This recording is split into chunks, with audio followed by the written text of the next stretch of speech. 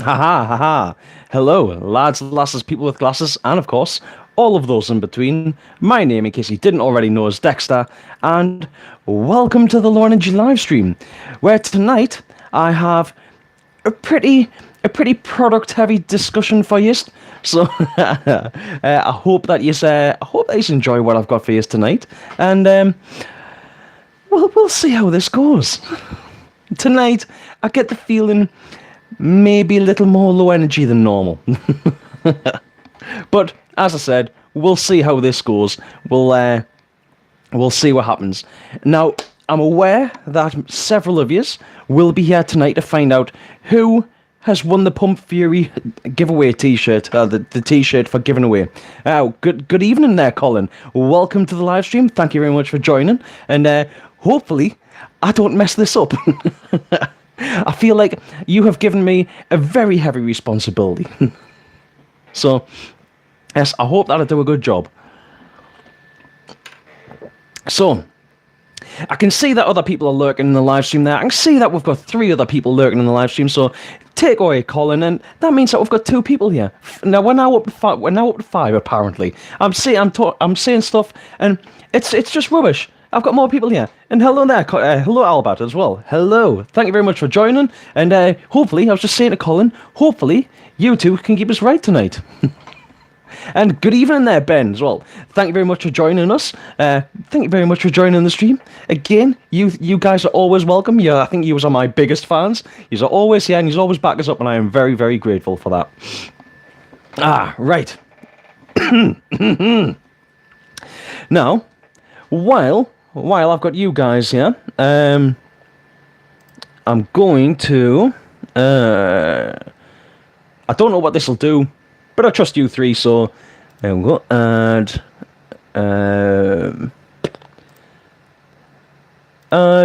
and add. There we go.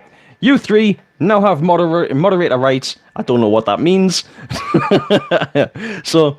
You 3, you've been with us pretty much since the beginning of us doing this, so I felt like that would be, it's something. If you don't want those abilities, let us know. If you don't want moderator rights, let us know, and I'll take them off. But yeah, thank you very much for joining in, guys. And your names come up blue on my screen now. Yes, that's it. Yay, I guess. Right. So, I'll make a start with tonight's... I'm sorry, I'm coughing a lot again. I will make a start with tonight's discussion on where to play this weekend. So first off, we have Mayhem have a walk-on, which... No, they don't. For some reason, I've gone right back, like, a month. Right, it's because I forgot to put my bookmark in. Yeah, you've got a spanner next to your name now. Something else I'm forgetting to do. I am forgetting to plug this in. Don't want this dying halfway through. There we go.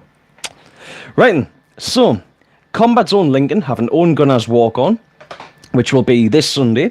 It is £20 green fee with bring your own paint option. There is an option of £45, including a box of standard grade paint, and a £50 option, including a box of tournament grade paint. The sight limit is 285 feet per second, and 10.5 balls per second. Now, the rules did state on the Facebook page that it was that ramp was allowed. However, there wasn't any clarification on what kind of ramp was permitted. So, use a bit of discretion with that, guys, and obviously just try and treat people as you'd want to be treated. Good evening there, Tony. Thank you very much for joining the live stream. Lunch is included, and if you are intending to go, please confirm that you are intending to go either on the Facebook page or there is other contact details on the Facebook page as well. Next, we have Generation Kill at NPF Bassett's Pool. Again, this coming Sunday. It is being hosted by Next Gen, OMG, and NPF. It's £30 entry fee with bring your own paint option. There will be paint available on site to buy as well. First strike is permitted, which especially for a mag-fed game is. It's a nice little touch. There is an option there for if you've got a friend who's interested in playing but has maybe never played before but wants to get out there and wants to have a go. There is a bring a mate option to bring a rental buddy for £45, including kit hire and 500 balls. Battle Gear UK will also be attending with a small selection of kit for sale, but if there is any kit that you're interested in selling, getting on the day, if you send them a message, if they've got it, they'll bring it down for you, and you've got the option of buying it then and there. Also, Soho 52 will be in attendance, and for those that don't know Soho, he is a very hard-working photographer. His motto is always where the action is, because he is. The guy, he isn't afraid to get right in there where some of the other photographers aren't. And I just want to say hello to Nightmare there, and hello Johnny3TS. Thank you very much, guys, for joining in on the stream. Nightmare, who is it that we're talking to tonight? Is it Ghost, or is it... unfortunately, I can't remember who it was that we're talking to last week. But... Let me know who it is I'm talking to, and then because I understand that the Nightmare Speed is actually a channel and it's a group. Right. Well, good evening there, Ghostin. So now I know. Nightmare, I've just gone over what games there is. Sorry, Ghost. I've just gone over what games are the first couple of games that are available for to go and play this weekend. But yeah, so as I was saying, Soho, he's a fantastic photographer. He's probably my favourite battle photographer in the UK, because the bloke, he's a really nice bloke to crack on with, but also he's not afraid to get it stuck in there and get the really good pictures of in amongst the game zones. So yeah, check that game out there. That is Generation Kill at NPF Bassett's Pole. There is also this weekend, you've got Everwar Continuum, which is being hosted at Skirmish High Wycombe. Again, that's this coming Sunday. If you're interested in attending, it is £5 deposit and £40 on the day. It is, however, sight paint only, and it will be GI paint that is available. And finally, we have, there is... Now, this one isn't what I would normally give a shout out to, but I thought I would throw it in there as well. I don't have much details on it, but there is, of course, links in the description to everything that I'm talking about here. There is several BZ rental days going on. You've got BZ, Yarm, Edinburgh and Newcastle all have rental days or rental sessions that have spaces available on the 23rd. And there is also spaces available at Yarm on the 24th as well. So if you're in the mood for going down with you want to take some friends along who have never played paintball before, because that would be the only reason I would suggest most regulars go to a rental day. Take some friends down, get them in there, get them a good experience, get them hooked on the game, and hopefully we'll get those guys and those lads and lasses to hit the field again, to maybe come back out and play even more. So that is everything that I was able to find. That was everything I was able to find this week for where you can play this weekend. Right. Yes, but yes, Ben, other photographers are available. Right, Nightmare, there's you can't wait for the 31st at YPC. Is it a regular walk-on, or is it 1989 Club, or is it a bit of a mixture of both? What's the situation? Because I know that they do Andy and the other staff down there host both at the same sort of time. So, well, if they've got the numbers, they'll host both at the same sort of time. But I still, I know he's been running it for a couple of years now, but I still haven't gotten round to playing. The 1989 Club yet, and I need to get down to YPC and join in on that at some point. Right then, anyway, Dom, we haven't announced it yet, so you're still in time for it here. Right then, so of course this is what everyone is waiting for. Once I've said it, it's the regular walk-on for you, brilliant Ghost. Right then. So once I've said this, you can all disappear, because I understand that there is people who are probably purely here simply to find out who won the T-shirt. Well, Tony, what have you missed out on? Right, for those that don't know, one of the friend of the channel, Colin, Colin and Albert. Well, I suppose it's Colin's page, Pump Fury, on Facebook. You can track it down. It is. There is a link in the description down below. Yes, Albert, I'm making them wait. I'm making them wait because then I feel like I feel loved. I feel like I'm getting attention. So yes, for those that don't know, those that have missed it, Pump Fury on Facebook, which is Paint Magnet, and in the chat here if he's still about. One Ball Barlow, yes. He posted up a caption competition with the intent that whoever won the caption competition would win a free T-shirt, which the winner would be selected by none other than another friend of the show, Albert. So, without any further ado. I'll just have to try and find which page I opened it on. Give me a moment. Right then. So as I said, without further ado, the winner of the caption competition is Neil Bennett with Pump and the Paintball Was Gone. So congratulations, Neil. If you contact either I don't actually know how this is going to work on the other side of it. See, people are dropping out already. Yeah, so I've lost track of what I was saying. I'm so scatterbrained. Yeah, so either the admins of the Pump Fury page will be in touch, or I suppose it just depends on who gets there first. If you contact the admins of the Pump Fury page, one way or another, get in touch with each other and claim your free prize there. Well, is it a free prize if you still had to do something to get it? But yeah, congratulations, Neil. Great little caption there, and I'm post up, please post pictures to the Pump Fury page because I want to see what you get. I mean, I've got a Pump Fury t-shirt myself, which I should have been representing tonight. Unfortunately, I think it's in the wash. So.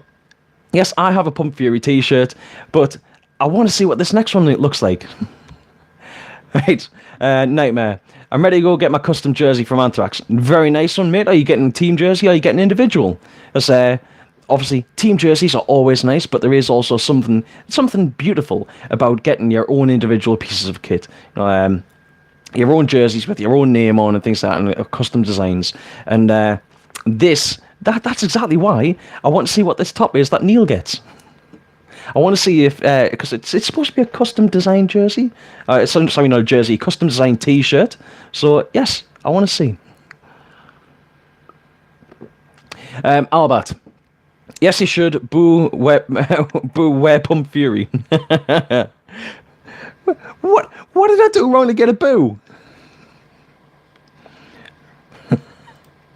I better open that other page back up because I get comments on this one before I get comments on this one. So,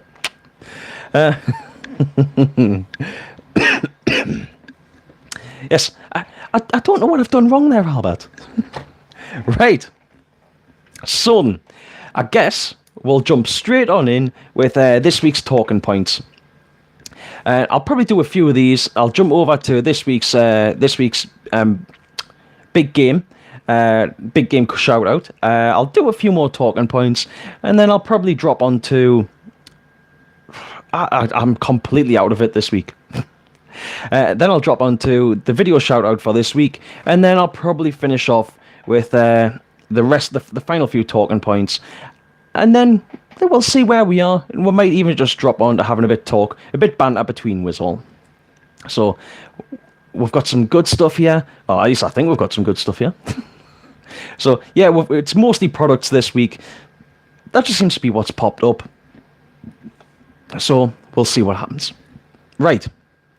So then, the first talking point for this week is it's a bit of a shout out to another creator within the community, within the paintball community.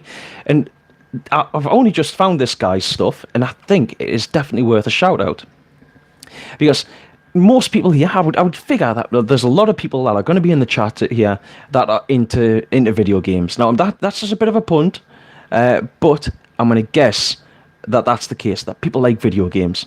I like video games. I'm a paintballer. Paintballers, there seems to be several things in common for most paintballers, and it is Warhammer 40,000 or Warhammer, paintball, and video games. Something that we all seem to like. Most people will like at least 2 out of the 3. Right. So anyway, Chad Boss Print Shack. Sorry, not Boss. Chad Bob's Paint Shack have created. Yes, aliens as well. Yeah, have created a Titanfall shroud kit for the FSC pistol, and this actually makes the pistol look like. Makes the FSC, which, if anyone's familiar with it, it's a pretty inky-dinky little pistol. Anyway, you know, it's quite stubby. It's a bit short looking, but with the shroud kit on that that Chad Bob's Paint Shack has created, it does look like a proper. It looks like it really does look like I think it's the heavy ammo pistol. I can't remember what the name is of it, from Apex Legends. It looks fantastic, and if I actually had an FSC, I'd be very tempted to actually get one of these kits, because it makes this inky dinky little pistol look awesome. And as Colin pointed out earlier, as Paint Magnet pointed out from Pump Fury, I shared it on my Facebook page, the link to Chad Bob's Print Shack. Now, if I scroll down through here, it actually the pistol itself. How much is it? Now that's the thing. At this moment, I don't know if he's even decided on a price yet, because this came about because he posted up plans, or posted up the suggestion for it on one of the MagFed pages on Facebook. People seemed to really like it and thought it would be a great idea to print it, so he's now printed it. But I think it was more a prototype than a fully functioning product at the moment. But once he works it all out, and I suppose once he decides on a price and things like that, then he'll post up. But if you head down to the description, you can find the link to the guy's Facebook page. Head over to that, give it a like, and hopefully, once he decides on a price, he'll post something up, and then you'll be able to go and pick one up if you've got yourself an FSC.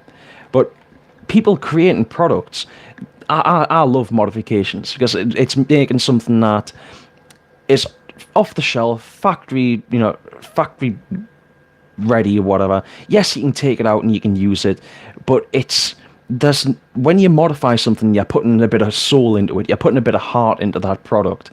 And it's just, there's something very special about finding people that have modified and changed gear to be their own, even if it's just personal modification, even if it's just personal aesthetic modification. There's still something about making a piece of equipment your own. But scrolling down through here on my Facebook page, and right, it was Paint Magnet posted up. It looks a lot like the Silencer Co Maxim 9.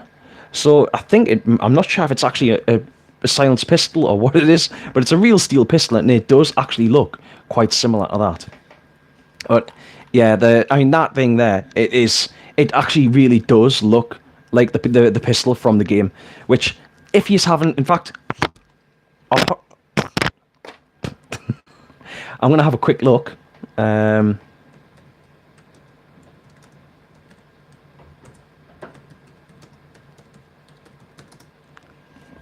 Right, if I can quickly sort of see if I can find this here.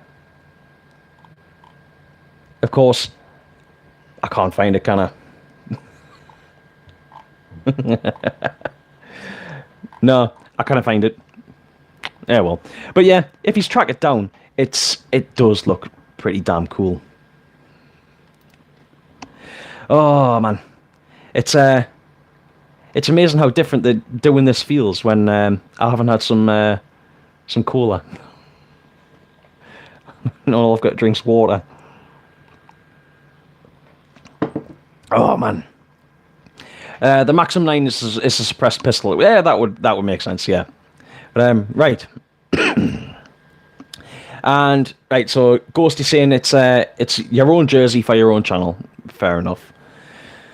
That makes brilliant. That makes sense. It's again, like I was saying, it's something you're gonna have to, that's gonna be unique to you. It's gonna be something that's gonna be very personal. Which again, as I said, I love the idea of. And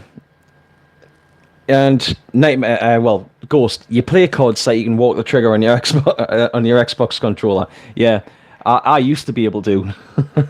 I'm nowhere near as fast on the controller as I used to be, but I used to be able to rattle off shots on Call of Duty at incredible speed. And then I damaged my finger, and now I can't seem to anymore. There's actually videos on my old YouTube channel of us doing that. People used to have a go at us and say that I was using a turbo pad because I could fire weapons off at incredible speed. Right. Anyway, so Tony, what page is it on?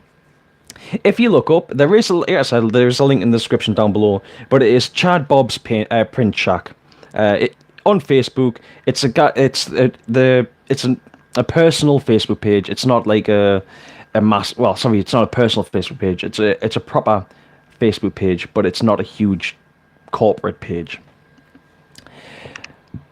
And yes, Albert, the thing, it does look sweet. It looks really cool. Right then, so next one, again, another product, and this time again we're talking about jerseys. So keep an eye out for this one. Paintball magazine have released a couple of paintball jerseys that they've had made up, and welcome to the new people that have just dropped in the stream there. Paintball magazine have had a couple of new jerseys made up for specifically, no bother Ben, I'll catch you later on, specifically for their, at least it seems to be the case, for their red versus blue scenario event that they've got coming up. And they're identical jerseys, but apart from the fact that one is red, one is blue. And they're actually really cool jerseys, and I feel bad because it's something that I would love to have gotten my hands on, because I think the red one looks really good.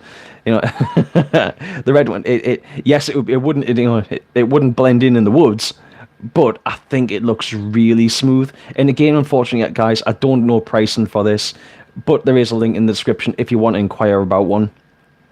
But yeah, the red jersey to me just looks really nice. It almost looks a little bit.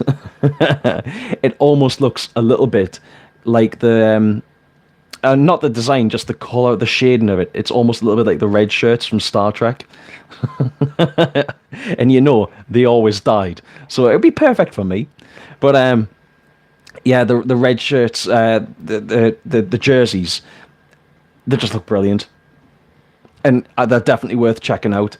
Even if I did wear jerseys more often, and if I wore more than just my team jersey, I would definitely be asking if I could buy one of these.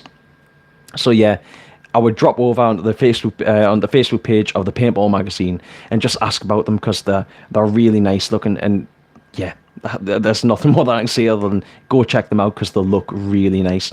And you can see they don't look like they're just a cheap mock-up of something. They'll look like they'll be a really nice jersey, and that they'll be quite comfy to wear as well. They'll look really well designed.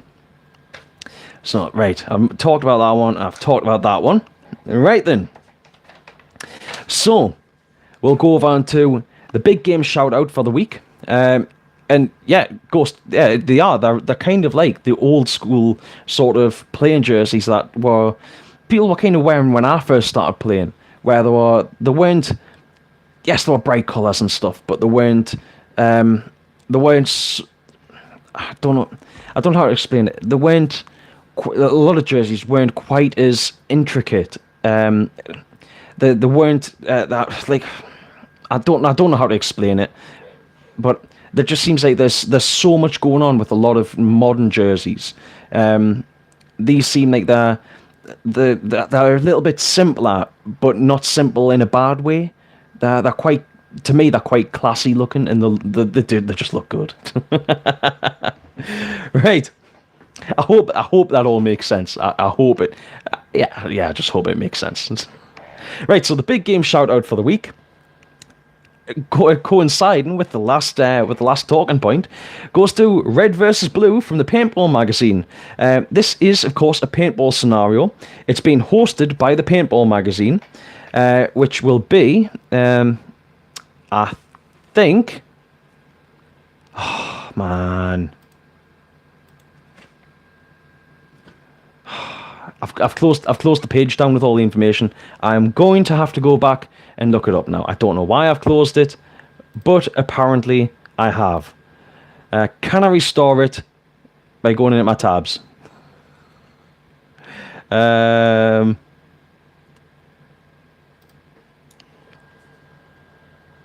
Nope, it's not that one. It's not that one. Oh, I'm just gonna have to look it up. Right.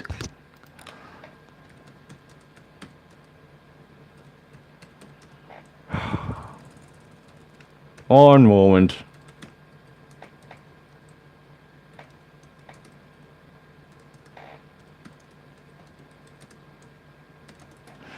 I can't believe I've done that. It's just about right that I would. Right then, I've got the page back. Oh man, right. So, Red versus Blue being held, hosted by Paintball magazine on Sunday the 14th of July, so there is plenty of time to get tickets in there. Yes, thank you very much there, Tony. It is... Oh god, I am doing terrible tonight. It's been hosted at Hollenbush Paintball. Now, reading into it, we are bringing back the one-day scenario paintball event, only £45 for a full day of paintball. Ticket sales open February 2019. It's a multi-layered event with objectives and missions over 6 hours of continuous play, held at one of the UK's best scenario sites, Hollenbush Paintball. There will be vendors in attendance and raffles and prizes. Generals to be announced soon. Because, of course, this one, yes, there is, it's been touted for a while that the event was going to be on, but the tickets have just gone up for sale last month. So, I'm not even actually sure. See, this is how bad I am at doing all this. I don't know how anybody tunes in to watch me. Where's Hollenbush? From me, it is down south. Let's have a look then, Ghost. Let's have a quick lab.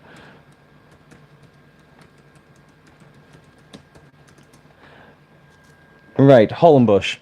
It is address Hollenbush Paintball, Horsham. So,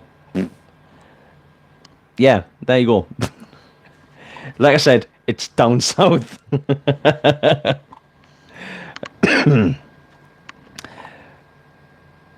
The ultimate paintball experience is in West Sussex. Hollenbush Paintball is the best destination in the south of the UK.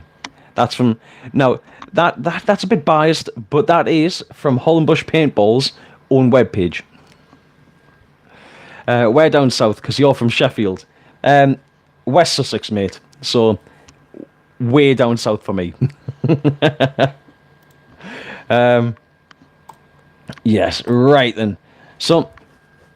If you're looking for somewhere to go and play in July, it's something for to go check out. The Martello, who runs the paintball magazine, who is basically, as I understand it, basically going to be in charge of this event. Cracking guy, and I've got every faith he will put on a great event for you. So, and again, as always, if you do attend any of this stuff that I talk about, please let us know. Tell us what you thought of it. Tell us what you think of it, and come back, and I can tell other people. We can talk about it here. And as I keep saying, you know, yeah, Tony, I understand that. Or at least not that one hotel in particular. Yeah, I wouldn't want to be going there either. So. Yeah, I've totally lost track of what I was saying again. I am so bad at this. I'm doing abysmal tonight. Oh man. Right then. So, discuss that. Oh, that good. close. Right then. Moving on. Again, we've got another product to talk about. I know I said it was going to be a product-heavy show tonight. Now, Albert, if you're still there, I know you've seen this, and Colin, I know that you've seen this as well. Epoch Paintball on Facebook, which again there is a link in the description down below if you want to go check it out. I would recommend this because this is another. I can't think of the word. This is another person who builds and modifies stuff. There you go. Epoch Paintball on Facebook has created a lever action Hammer 7. And this thing, it looks awesome. It looks like a tactical, like Winchester 1887. It looks brilliant. And what is even more exciting about it, the person who has created this, it's not just been like a case of ripping something off and copying and printing things out and labeling it as their own products. This lever action Hammer 7 that they've created, it actually has an 18 round. It holds 18 shots in an underbarrel mag, but it can fire first strike rounds. It can actually have 18 shots of first strike in there and fire them correctly. Now, at this stage, again, this is another product that isn't complete yet, but they're still working. What was it? It's not for sale yet, but they are creating a website. So if you are interested in this, you might be able to pick one up at some point in the future if you keep an eye on this site's Facebook page. This producer's Facebook page. Now, some of the interesting things that I think about it is they've adapted it so that instead of the CO2 coming direct out of the back or having to put a remote line on it or anything like that, it's a bit like with the Phantom. They're basically the same marker, just slightly different. But instead of having this tube here, which would normally with the Hammer 7 be cut off, and then you can either screw a tank into the back there, or with a Hammer 7 you can screw a tank directly into the back, which some people then swap that for a remote line fitting and run it from a remote line. Say for example like the Hidden Hedgehog. Other people will run a tank straight off the back, or they run macro fittings down to the bottom, and then they put a tank underneath and things like that. What Epoch Paintball have done is they've fitted the remote line fitting on the back there, or they've put a blanket cap on, put an ASA fitting, a macro line fitting in the back, and then because they've changed it for a rifle stock, they've actually put the macro fitting down through the inside. At least this is the way that it looks from the photos that I've seen. But the macro fitting down through the inside and through the pistol grip, so that the CO2, instead of it coming out of the back or being off the front like a vertical stock class kit or something such as this one, it actually goes through the bottom of the pistol grip, which means that the CO2 is hidden away and it's inside the pistol grip, and all you've got is the 12-gram changer sticking out, and that's it. Like the bottom of a 12-gram changer, which means that they're not going to have anything sitting in your face. You're not going to have anything sticking right out. So it's going to be a nice, tidy, compact system. They've also redesigned the trigger to be smoother, and they've changed it to be like a roller bearing setup. So now apparently it's buttery smooth, and it glides, it rolls so much better. As I understand it, they've basically changed the trigger system to be more along the lines of the Bob Long Victory pump. So, the idea of having a buttery smooth trigger pull on a pump that originally, and at stock, I think you could buy them for like £80. So that is brilliant. But I've really got to thank Albert. It was Albert that originally put us onto the Epoch rifle. Sorry, I'm very windy today. But Yeah, so it was Albert that actually put us onto that. So I've got to say big thanks to Albert for that, giving us a talking point for the day. Right, so what we're saying, what's going on in the comments? Right, other side of London, not far from Brighton. Right, Tony, you don't go to Sheffield anymore. Like I said, I understand that one, mate. The Stan's best field in Sheffield. Stan was great. I'll travel same day next time. Well, Tony, I think in future you probably be fine with most normal travel lodges. Or the other one is if it's another big event, try and get the hotel that's nearest to the event, because chances are you're not going to be the only baller there, and it's a bit of a pain in the arse, because I know like a lot of you Magfed guys, I know it's kind of almost like a badge of honor to some people to have the proper like rifle cases and stuff, but so I don't want to say don't take them, because obviously most places would be fine. But I would either suggest get yourself just a normal kit bag and stick your Markfed markers into that, so there can't be any mistaking of carrying gun bags. Either that, or ask for a private sort of a one-to-one with the hotel manager and explain, and maybe even show them the equipment, show them a bag of paintballs and say, look, it's not real.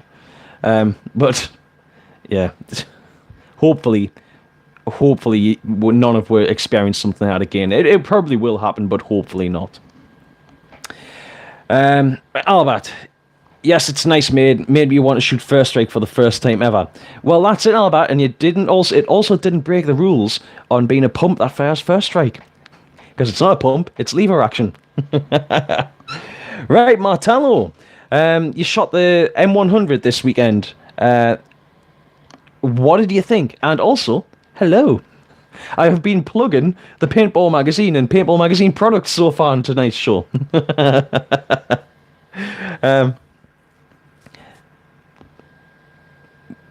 What do you mean by that, Ben? What do you mean? Well, you would. I'm lost. I don't know what that means.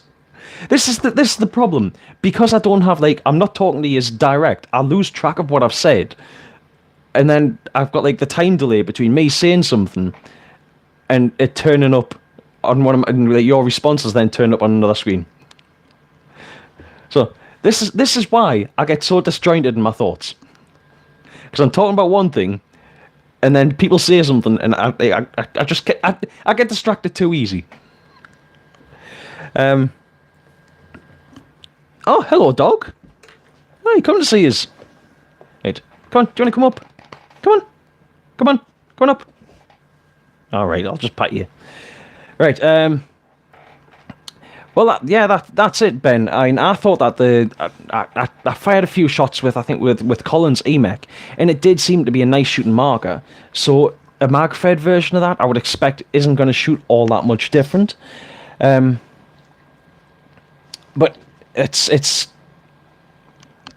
you're making. It looks like I'm abusing myself. Good boy. Stop it. Stop it. Good boy. Right. Full write-up in the Paintball magazine. We'll be taking a few goodies out of field test at Everwar. Brilliant. Now, will he be taking the MG100 out? Or have you just done your testing and that you're going to leave it at that? Going to be hard to justify those expensive blowbacks now. That's it. With some of the markers that Planet Eclipse is bringing out, they've effectively, it seems like they've almost ruined the high end market. You know, they're bringing out markers that seem to be incredibly reliable. Well, in fact, they're Planet Eclipse, so they are incredibly reliable markers. But they're doing everything that the high-end markers are doing for a mid-range price. So, yeah. Well, how can other companies compete with that unless they are prepared to literally compete with that and bring out mid-range markers that perform at a high standard.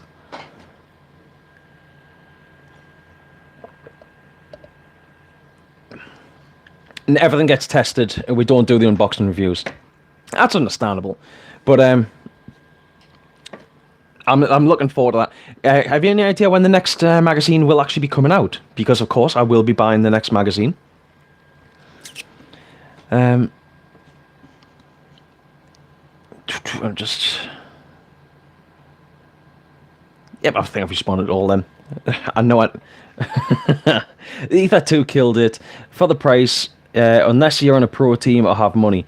Well, this is it. I thought that about the E-Tech. Even the E-Tech, you know, it didn't perform to me that much different to an Eagle. Yes, it was a little bit heavier, and you didn't have OLED boards in them and stuff. You know, you worked by lights, the same as things like the Ion or some of the earlier dye markers. But if you're playing the tournament ball and you're playing the same sort of tournaments every other week or every month, things like that, you set your marker up once and then you never really need to set it up again. So unless you're bouncing around from, say, country to country or different brands of tournament, so let's just say, for example, you're bouncing from the CPPS to going and playing in the Woodland Masters, and they've got different rates of fire, and one only allows semi and one allows ramp, then yes, having an OLED board in a marker is obviously an advantage. But if you're capable of doing it, you could set your marker out of semi, and if they're both capped at 10, set your marker out of semi and just play both with semi instead of changing between ramp and semi-automatic. So you've got things like that. So, yeah. Next mag is out in May, hopefully. Brilliant. Well, I'll be keeping an eye out for that. Of course, I will give it a shout out on the live stream, and I will naturally be buying a copy myself. So I'll be looking forward to that one, because I want to take it into work and be like, to the airsoft that I work with. I've got a magazine. Right. So then, yes, guys. If you look in the description down below, I'm going to go back to what I was talking about before. If you look in the description down below, you'll find a link in the description to Epoch Paintball. Go over there, check out the lever action first strike rifle that they've created using a Hammer 7 and custom parts that they've 3D printed. As I don't know what the plan is at the moment. I don't know if they're going to do a mass run of these, or if the plan is at the minute that they're just going to do the one-off and then sell the one-off, but it is definitely worth checking out. Right, Ghost. When you play tournaments, you take your G-Tech 17R, your Shocker XLS, and your Proto Rise. Well, it's always handy to have spares. I would always recommend having a spare marker in your kit bag, because you never know when something's going to break on your favorite marker, your primary marker, whatever you want to call it, and all of a sudden you've got to go diving into your kit bag. And things like Egos, E-Techs, G-Techs, all those sorts of things, they're fantastic markers to have as a backup. Now, most of the time, they're not necessary, because, like, especially in my experience with eclipse markers rarely break. So it's uncommon to need a spare, but it is always handy to have a spare. Ben, right. The original E-Tech was 06. Days of 15 balls a second ramp or uncapped semi, and was restricted due to lack of QEVs. Well, that was it, yeah. In the time of the balls per second wars, seeing whoever could get the highest rate of fire.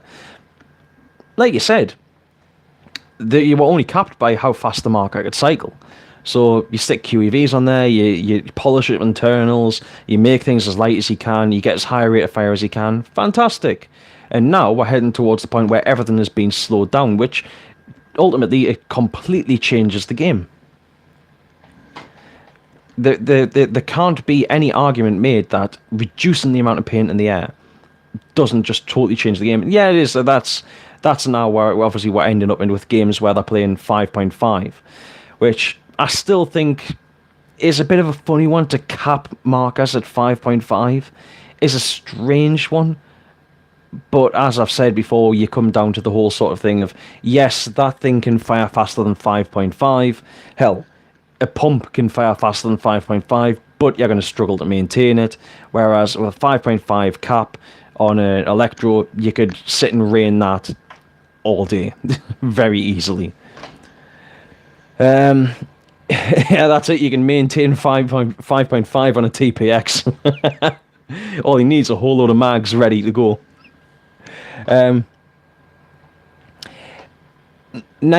Ghost, egos are annoying to get parts for because it's the same as buying parts for cars.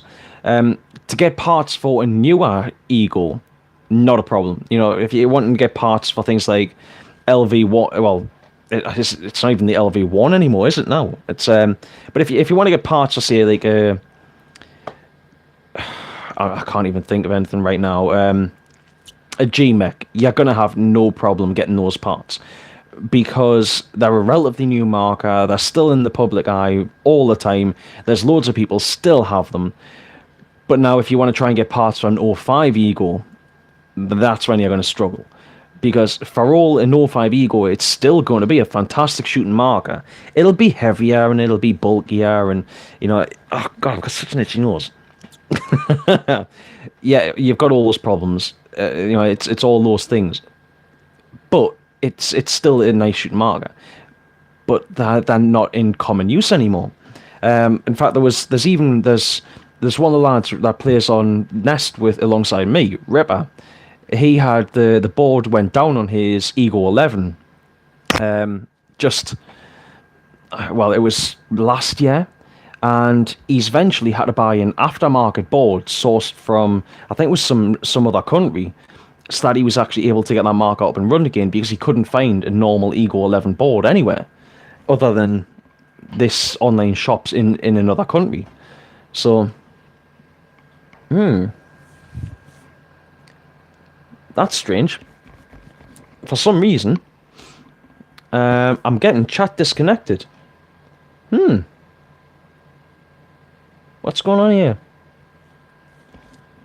I don't know if you guys can still see me or not, but I'm now getting chat disconnected and I'm getting screen freeze on my laptop. So I hope that this feed's actually still going through to you guys, but I don't know if it is or not. And why is my face so itchy?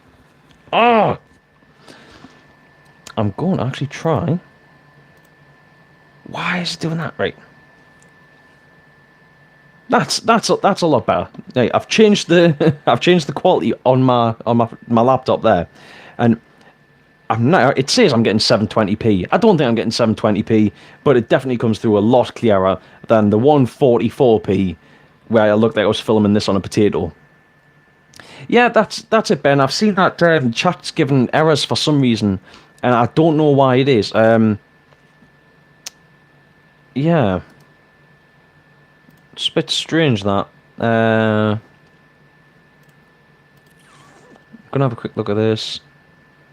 No, I thought maybe I'd get a notification from YouTube saying that I was a problem or something, but no, it doesn't seem to be. Is anybody able to comment in the comment section there? It does say that the chat section is connected at the moment, so don't know. Let's just roll on, because obviously you can still no. All right.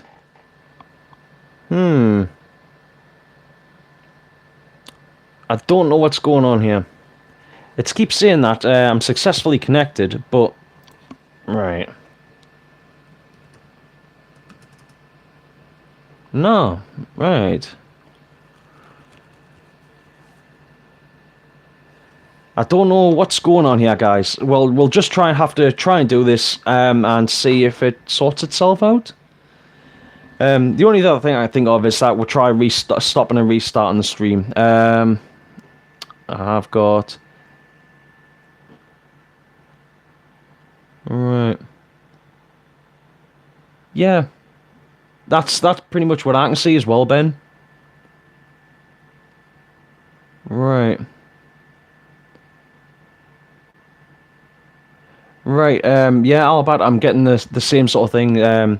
I've same thing there from Ben. For some reason, it's just not working. We'll just leave it be for now.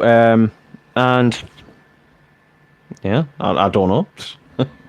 um, I'm gonna try refreshing myself. Refreshing myself. Yeah. See if that makes any difference. I don't think it will. Aha! Aha! Ha! Right, we've now got comments again. I don't know why that made any difference. Apparently it did. Are machine vapors any good? And hello there again, Albert. we apparently seem to have comments back up and running. Right. Are machine vapors any good? I've only ever seen a machine vapor in this country once. And unfortunately, and so my opinion on them is very biased because, as I said, I've only ever seen one in this country once, and it didn't work. The guy that had it was really struggling. He couldn't ever seem to get it right. So my opinion on it is biased. I don't feel comfortable in giving a proper informed opinion on it, because obviously, as you guys can see in the comments section there, Martello from the Paintball magazine says machine vapors are great. I didn't even read didn't see the full comment coming up there. If you get a working one, so there you go, Tony. But as I said, me personally, I don't feel comfortable giving an informed opinion on it. I can give you my brief opinion on it, which was that the guy that I knew that had one, it didn't work very well. But that's it. So I honestly can't answer that completely. Nightmare, you have an Ego 12 and Ego 11. Well, both of them. This is the thing is, and I know I sound like a bit of a licky arse for Planet Eclipse, but I've had Planet Eclipse markers for years, and I had a Ego 5. I've got an E-Tech 3 now. I've shot multiple sort of Planet Eclipse markers, including some of the SL lines. I never owned them, but I shot them. I used Ego 8 for a few tournament seasons, a few events in a tournament season.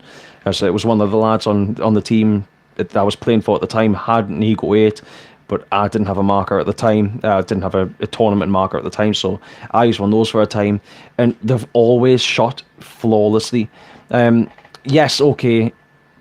The Ego 5 that I had was a bit ancient by the time I got it, but it was a brilliant marker. The only problem was for some reason you couldn't cap mine with eyes on any less than 15 balls a second, but you cap it lower with eyes off.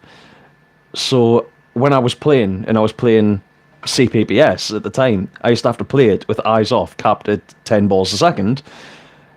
But I always had to make sure that I turned eyes off before I actually started playing. Otherwise, I'd get massive penalties for my team. But it was still a great marker.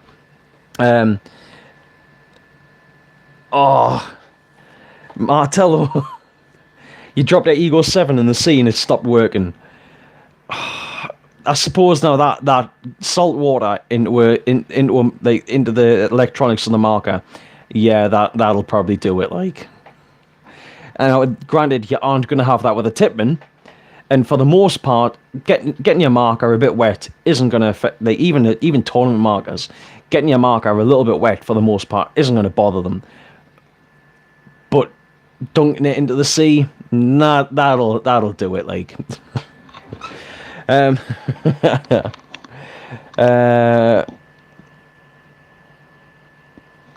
he probably Ben. When did they make the Ego 12? This is stopped at 11. He's probably meaning like the LV1 or something like that. Yesterday I got a die I4 in a Tiger line which came out in 2012. Very nice. Um, Tony. Now, there's actually a very good. Yeah, as Martello says there, when you need to storm a beach. Honestly, obviously, Tony, I'm guessing you've never actually seen any of the events. Like there was Operation Medusa. There was also, I think it was Call to Duty 3, which was held in Croatia. I might have that slightly wrong, but there is actually an island off the coast of Croatia where it's used. Well, and Operation Medusa, I believe, is held in Greece. But a couple of these games that they've got to do the lads and lasses that were going and attending the events actually got to do beach landings, and they were pretty awesome, to be fair. And it's like I would have loved to have been able to go to the Croatia game, but I can't remember if I'm pretty sure I couldn't have afforded it even if I wanted to, but I'm also not sure if at the time I wasn't on the best of terms with the event organizer. But the less said about that, the better. That's dead and gone. But the event itself, I must admit, oh no, it wasn't Call of Duty, it was Guerrilla Warfare or something like that, and it was a pretty cool event. I've got to admit, seeing the pictures of it, it looked awesome online. You can actually still find video footage about some of those on. It was still Call of Duty, a nice one. But yeah, you can still find video footage of some of those on online. Like if you look up. I might actually drop it in the comments section for you, because it was one that always kind of stuck with me. Right,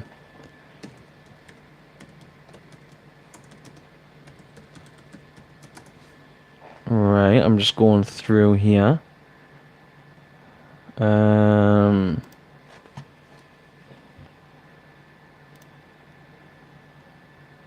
I find the page?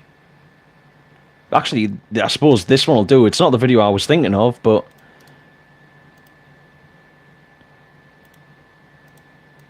yeah, this gives you a bit of an idea. In fact, hang on, right, yeah. This is actually Alabaster Slim's one.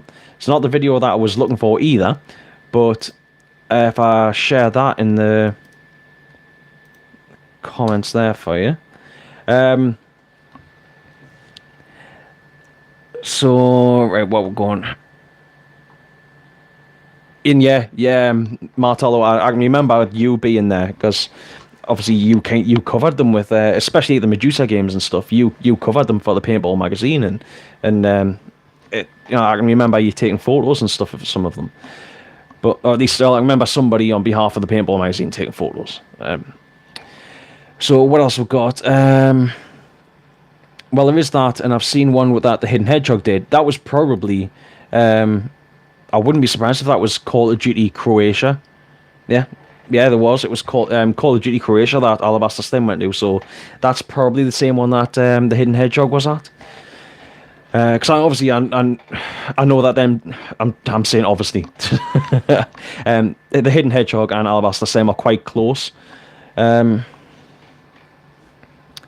There was 2 or 3 Croatia games. Yeah, I can remember the first one was probably... at least the first one that I can remember was probably the late 2000, like the late 2010s, or possibly the early 2000, like the early teens.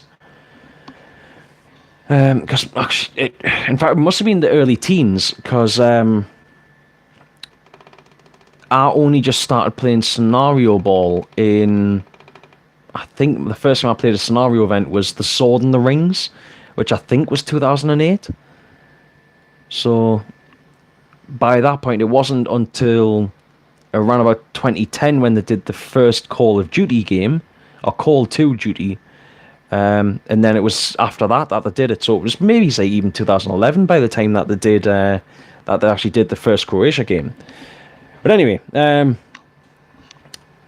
yeah, it would be cool as to do that sort of thing. It was, Tony. They were great games. And if you've got the money, and Operation Medusa still goes on, am I right in saying that, Martello?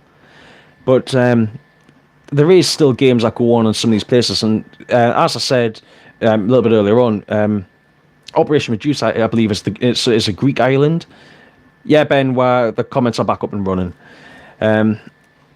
But yeah, Operation Medusa is actually run on a Greek island, and you get to do similar same sort of things on that one. So you get to do like beach landings and that sort of stuff. No Medusa, but Operation Tyrant, Magfed only game at the end of the year. But there you go, Tony. That would be perfect for you because I appreciate that you're a Magfed player. So a Magfed only game where you get to do the whole beach landings and all that sort of stuff. Perfect for you. And you can, as I always say with everyone and all the games that you go to, come back, tell us what you think of it. You know, let me live vicariously through you, through you all. Right. Martello, it was still a Call of Duty, yeah. I obviously got that wrong in the first place. When I bought it, it is technically the LVR, but comes under the Ego line. Yeah, fair enough, Ghost. And that's another one there, Tony. If you go over and check out Martello's Facebook, his YouTube page, you can see a couple of videos from these sorts of events on his page. So, guys, if any of you are interested in seeing stuff like beach landings and all those sorts of things, go check out Martello's page on. Is it the Paintball Magazine YouTube page there, Martello? I'm guessing it is. So, guys, go over, check it out if you think those sorts of things are interesting. Yeah, there was 2 or 3 Croatia games. Yeah.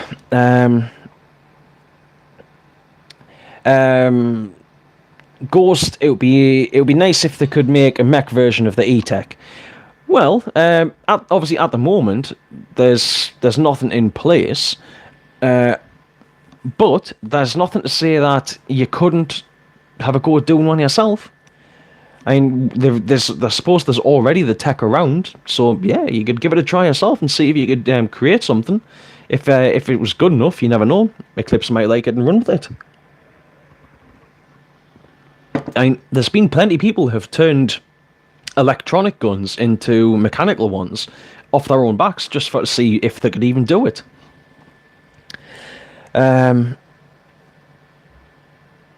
You look at Tyrant, but be expensive, but cool as.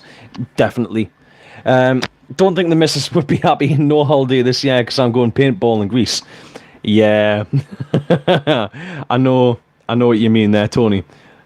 Can I get rid of comments on this? No, I can't. Right, but yeah, I know exactly what you're saying. However, if you stick a little bit of money aside every now and then, she doesn't need to know about that now, does she? Although women are like bloodhounds; they can just track down when you've got money stashed. I'm waiting to hear something shouted at us there. Anything? She might not have heard that.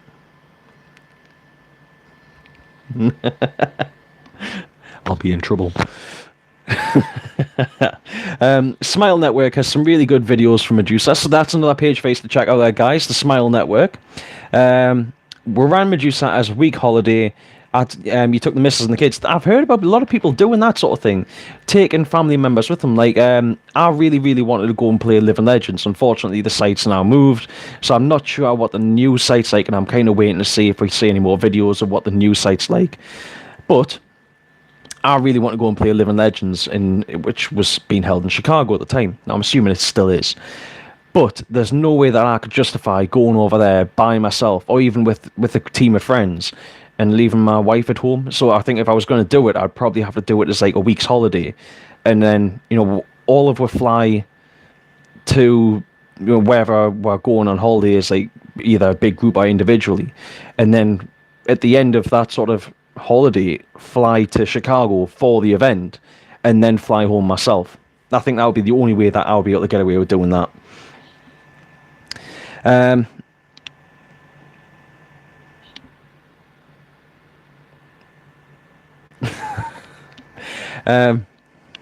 3 days of bowling while still lounged by the pool. You see, that would be really nice, yeah. Oh no, I don't know if I've crashed on that end or if everyone has crashed. Tony, you see, now that would be a good idea. Yeah. Martello, although the bar tab was big. Yes, I can imagine that was as well. Tony, I bought a new loader the other week and put it straight in my bag, and she knew about it. What you bought now. You see, we emanate guilt. As men, when we buy things that we enjoy, we emanate guilt, and they just know about it.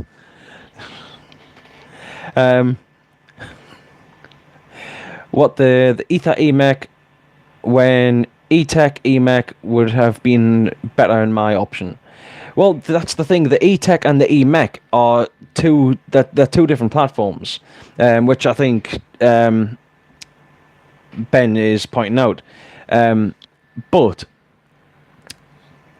now obviously they are two different platforms, but there is nothing, I suppose. There's bound to be a workaround to be able to make a mechanical E-Tech. Nightmare, Ghost, it Hell Survivors. Yeah, CPX, as Ben says, has been flattened. As I understand it, they wanted to build an overpass using the land where CPX was previously as part of that for building this overpass thing. Of course, that meant that the site is now gone, which is devastating because I always wanted to end up on that hill for the final battle and make a run for that flagpole, or for one of the slapsticks. I really wanted to do that. I know that I would have been annihilated, but I always wanted to do that, and it'll never happen now. At least not on that site, anyway.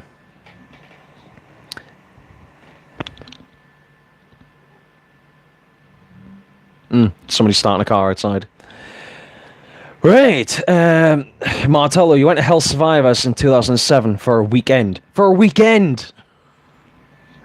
Man, that must have been knackering. Living Legends is still run by Viper, but it's not at the same place. Yeah, I thought they were still doing a Living Legends event, but the site itself pretty much made that event. It was just that hill between the two game zones was iconic, and it's devastating that's now shut down. Albert, a Plant Eclipse pump.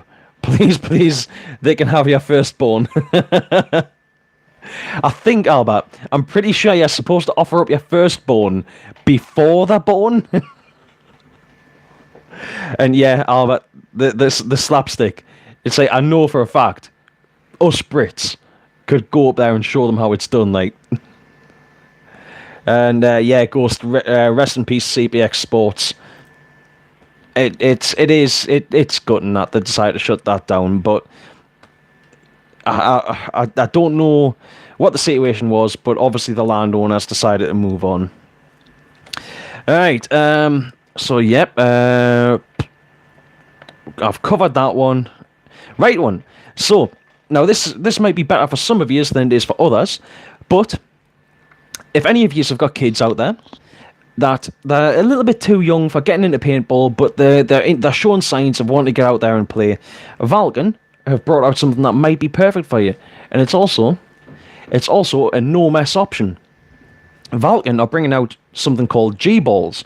They are a low impact, squishy 50 cal ball, which I think would be perfect for letting kids play with, to get them out and get them so that they're ready to be able to go out and play. You know, you can potentially you give these to your kids, and by the time they're old enough to be able to hit a proper field, by the time they're able to hit a normal paintball field, they're gonna be running rings around you. They'll be showing you how to play. It's that these G-balls, they're not really. I know that there was another company, I can't remember which company it was, that created sort of like a squishy hexagonal, well, not even hexagonal, though, like a honeycomb style ball. I know there was those made, and I don't know how popular those are, but they were 68 cal, so they were a bit bigger.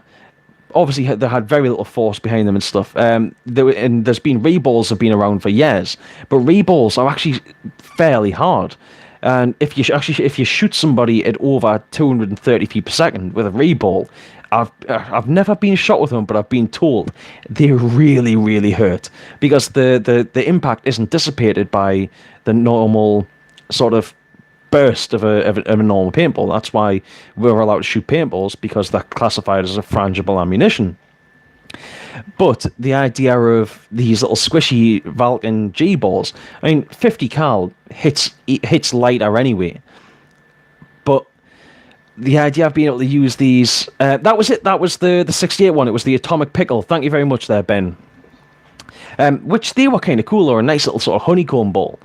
But these 50 cal G balls, they're designed to be used with the spring-loaded Splatmaster rifles and the Splatmaster shotguns and Splatmaster pistols and stuff, and they seem to be like, well, they're perfect for kids, because there's no hard hitting. You know, you can stick the little 50 cal masks on them and stuff. You could probably, with these things fired from just the low impact.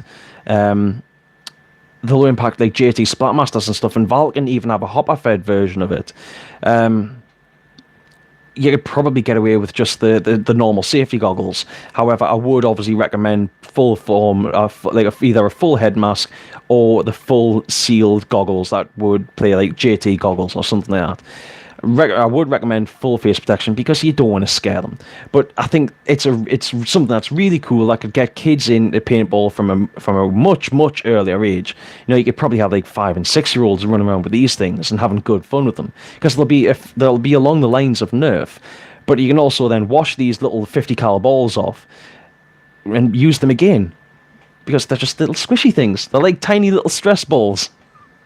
But yeah, I mean, that just seems really cool to me, and it seems like a way that we can hopefully encourage new blood into the sport before they can even go out and play 50 cal. So it seems like a really nice little touch to me there. Right. Also, so next thing, we've got the Paintball Magazine has uploaded episode 6 of the Paintball Magazine podcast. It's now live on the Anchor app.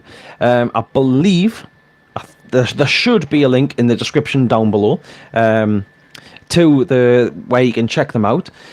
Go have a look. The Martello, who does the Paintball podcast, he puts a lot of work into it. He did miss a week 2 weeks ago now, due to sickness. And you can hear it at a couple of points. He still doesn't sound 100% in the video. Sorry, not in the video, in the podcast. But you can hear that he's really put a good bit of effort into this podcast. He's gone out and he's done live interviews, which I would assume has probably contributed to his sickness.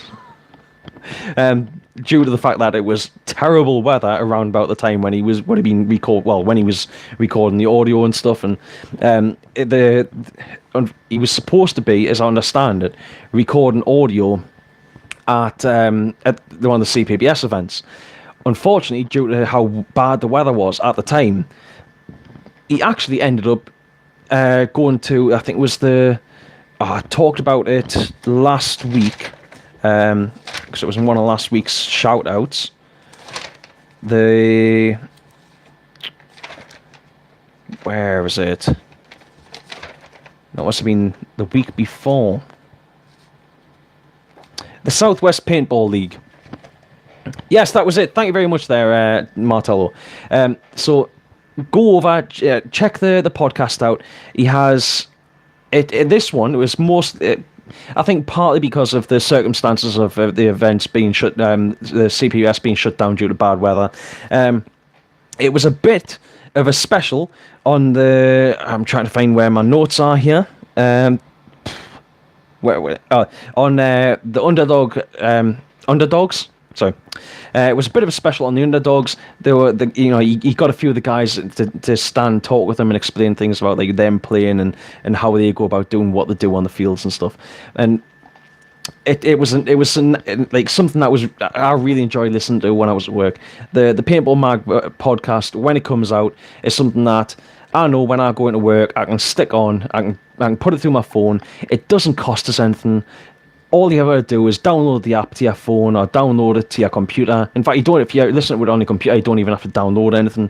You can literally just listen to it straight from your computer, and it's free. You don't have to pay anything. There's no subscription or anything like that. And it's something that you can get your paintball fix without even having to watch anything. In that case, you can hear about what's going on. Martello, he puts a lot of effort into the paintball podcast. Definitely go and check it out, guys, if you haven't already. And I realised that tonight's show has turned into a bit of like me just doing a bit of a special on the Paintball magazine. But yeah, go check out all that stuff that I've said about the Paintball magazine. Those guys, the guys working at the Paintball magazine, Martello in particular, they're putting in a lot of work into doing this and trying to make it a success. And as I said before, the Paintball magazine is something that we should be supporting because it's not an obvious one in a few ways for getting paintball out and seen, but it's almost a subtle one. The idea of like what Martello said that he does himself, like leaving a magazine somewhere in a doctor's waiting room, so somebody will pick it up at some point and have a bit of a flick through and go, "Oh, I didn't know there was that." Like I left mine at work at one point, and there was one of the lasses I worked with had a bit of a flick through and said, "I didn't realise that there was actually as much to paintball as there is. I thought it was just like stag do's and stuff." No. But if it hadn't been for that, because when I start talking about paintball, there's a lot of people who just switch off, people that aren't normally interested. But when they can pick something up and they don't have me blathering on, they can look at it in their own time, which it's a really nice thing for it to do. So yeah, support the Paintball magazine. Go check out what they're doing there. And like I said, it's free. The podcast is free. Right. Tony Atomic Pickle, Alex Too Tall did a review. Yeah. I think is it DEFCON paintball or I know Too Tall does reviews about different products quite regular. He actually somehow, I don't know how he did it, but somehow he got his hands on one of the HDR 50s. I think it was like way before anybody even in the UK was able to get their hands on HDR 50, and he had a review up talking about it. Like I think it was like a good month or something before I got mine. And I think I got mine pretty early compared to what a lot of people were able to get theirs. And I didn't even get mine on special delivery or anything.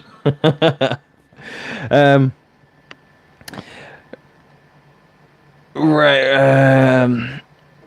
Ghost, you got shot by a reball at 450 feet per second by your brother. Yeah, I bet that hurt.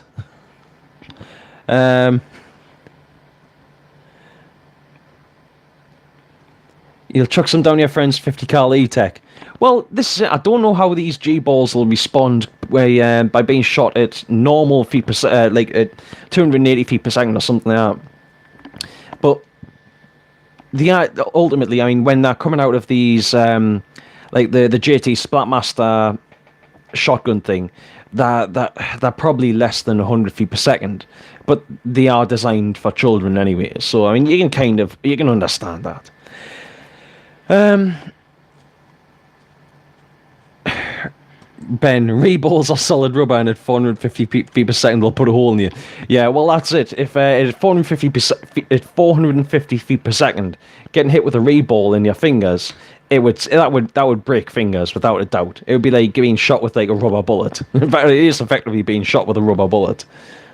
But it's like, in all fairness, Ghost, I'd highly recommend you don't do stuff like that with them, because the way that the UK law stands, if you go above a certain feet per second with certain types of projectiles, even if it is frangible, then it becomes a firearm. Legally, it come under the definition of a firearm. And reballs themselves are a bit of a grey area. In fact, well, that technically, I suppose, they're not even a grey area. Reballs, and I could catch flack for saying this, but reballs themselves, they aren't by rights a frangible ammunition. So because they aren't a frangible ammunition, if you use them in a paintball marker, you could technically be done for a firearms offence. Now, it is incredibly unlikely that that would happen, but it is a possibility. And if you combine using a non-frangible ammunition at an incredibly high rate, at an incredibly high velocity, you are potentially looking at a firearms offence. I'm not saying he did it vindictively, Ghost. Don't worry, I'm not saying that at all.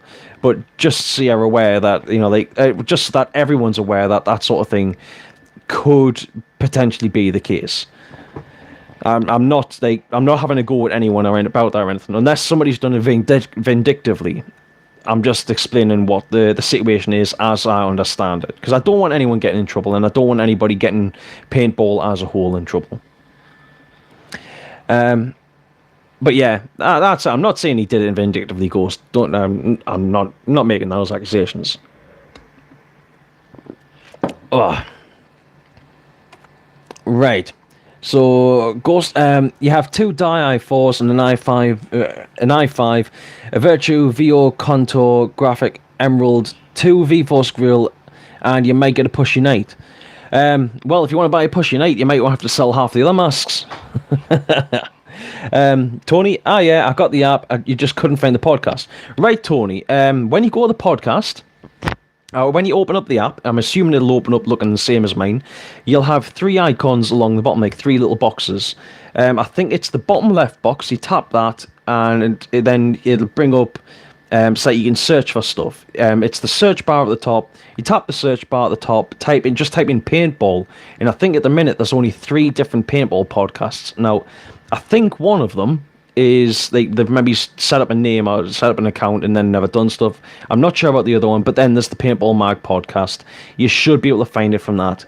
Alternatively, you can probably find it by if you open up my live stream on your phone, if you go into the description down below and look up and just click on the link that should take you to the podcast, it'll probably link you over into the Anchor app from that, and you should hopefully be able to find it from that. And once you've found that, then it should be easier for you to navigate back to that in the future. Hopefully. I can't guarantee, but I'm pretty sure that's the case. Martello, just search paintball. I think there's like 3. Yeah, that's exactly it, yeah. People are beating us to the comments. DEFCON paintball is a nice field. I've never been to DEFCON. I've already responded to that comment. 2 of them are for spare for friends if want to play. 2 of them are for spare if friends want to play. That's always a great idea, mate. If it's always great for if you've got friends that are interested in playing, if you can lend them gear that you would be happy using. It's a great way for to get people in, because then they're not using masks that are being used by hundreds of people, even potentially thousands of people. Lenses that are going to fog up within seconds of being used, guns that are really battered and tattered and struggle to work themselves, things like that. It's always great if you can give them that gear that, like I said, you would be happy using. It gives them a better, more fun experience of what we do. So yeah, it's always nice if you can have that gear lying around. Right, so yeah, I've covered that one. Right then, on to the video shout out for the week. This week, I'm going to shout out to Gaffs. He's a paintball sniper. He makes great first-person gameplay footage with a little bit of third-person stuff mixed in there. Some different camera angles. You can see in a couple of his clips, it seems that he's carrying an extra camera around. I think it was a GoPro, although I'm not totally sure. So when he sets up for he's going to start doing a bit of shooting, he sticks his camera up so you can get some extra shots of him, moving around. So you can see a few different angles there. He's also got like the whole, the sort of the reverse cam setup so that people can see him from the end of his marker and stuff, which is almost becoming sort of an industry standard in paintball YouTubers, or even airsoft YouTubers for that matter. Oh, dog's crying there. But he's also, I think he must be running a scope cam or something along the lines of that. So you see he's dropping shots on people at quite good distances and dropping some good shots on people. So go over, check out his video. It's just posted up as Paintball Sniper Scope Cam. You can find, I have posted a link in the description down below. Obviously, as I said, I always try and do that. Everything I talk about in this show, I try and put links to in the description down below. I need to organise myself a little bit better so that people get a bit more of a heads about what I'm going to talk about in future. But I am working on this. I am shit at this, but I'm trying. If you like the guy's content, you can also check him out at Gaffs PB on Facebook. That is, and I'll try and do this in the phonetic alphabet: Golf Alpha Foxtrot Zulu Papa Bravo. If you just type that into Facebook, in the search bar on Facebook, you should be able to find the guy's page. Go check it out. Give him a like. Share his videos around. The guy, I think when I looked earlier on, he had 338 subscribers. I want to go back on, once the stream's finished, now I want to see that he's got 340 subscribers. Come on, I want a couple of you to go over, subscribe to the guy's page, drop him some likes, drop some shares, and we'll see if we can get this guy a few more subscribers, because I think he has a lot of potential for to be a very good YouTuber in the future. And I want to see more people I want to see more people sharing stuff. I want to see more going on with paintball. I want to see more people rise up and make paintball the success that it should be. I mean, come on, we're getting to run around shooting each other, shooting paint at each other, and then we get to kill each other and then go have a pint with the guy that you just shot. you can't beat it. It's one of the best things in the world, and we should be sharing this around more. Paintball should be huge. Paintball should be way, way bigger than it is. And a lot of it is misconceptions, which I'm hoping that if we all work together, if we all kind of work as a community, we can change the misconceptions about paintball. But yes, as I was saying, go check out Gaffs on YouTube. Like I said, if you want to watch his video, there is a link in the description down below, and you can also find him on Facebook at Gaffs PB. Go check him out. Go give the guy some love. Nice one, Albert. Thank you very much. So, like I said, so that should mean we only need one more guy to go. We only need one more person to go and subscribe to Gaff's YouTube, and we'll get the guy to 340 subscribers. But that's fantastic, Albert. Thank you very much there.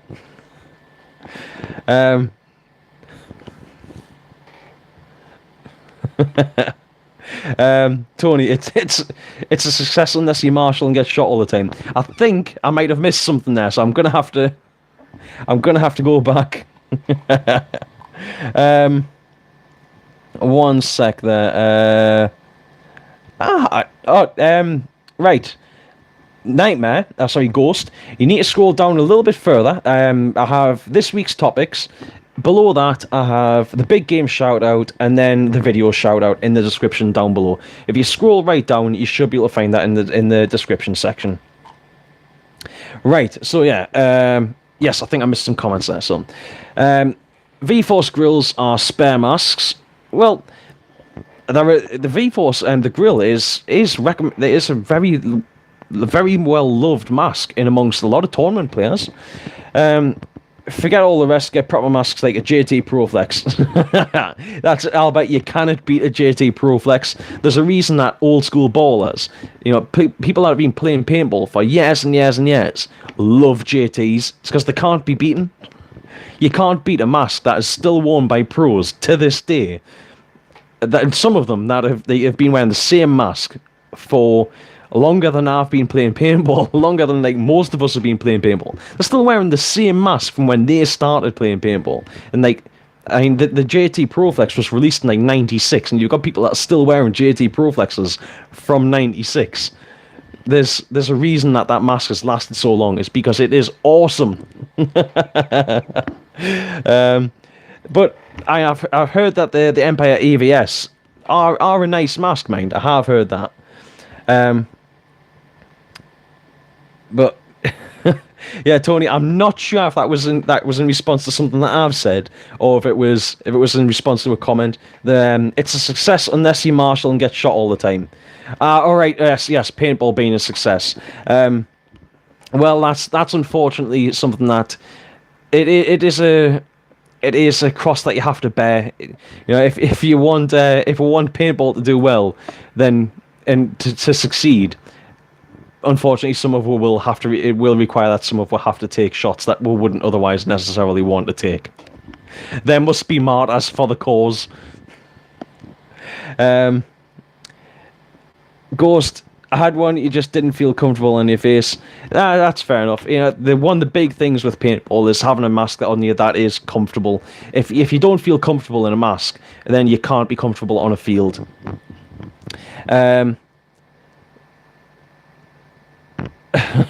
Ben, don't do maths during the week before you ask. Ben, I thought it was like you don't do maths after 8. Or was it after 9? Right. Tony, the guy who owns my local site, he has Proflexes. Don't like the way they sit on your face. You feel open. Well, that's one of the reasons why so many players like them, is because they feel like they're just floating. They're not right up against your face, but they still provide a really good level of protection. And I think I must have about 6 or 7 pairs. Well, I've got about 6 or 7 JT masks in general.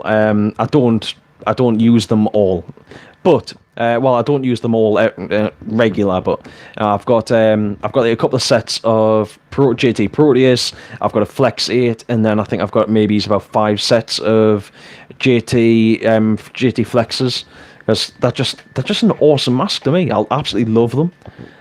And it's also like when you're standing in the safe zone now, because I found in my experience, keeping your mask on for as long as you can, quite often your mask acclimatizes, especially being a glasses wearer, but your mask acclimatizes to the heat coming off your body, and then it doesn't fog up as much. Whereas if you keep taking the mask off and putting your mask on and stuff like that, that's when you start having a lot of problems with fog.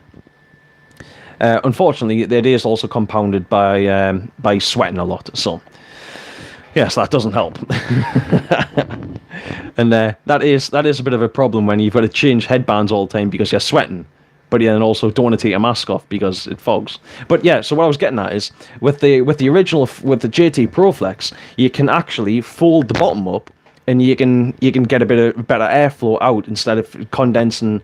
Instead of your breath condensing moisture around the inside of the lower faceplate, which is a bit of a problem on some other masks. But like I said, with the JT Proflex, you can fold the bottom up, let that breathe out through that, and then when you're ready to start playing, you can drop it back down, so you're protected.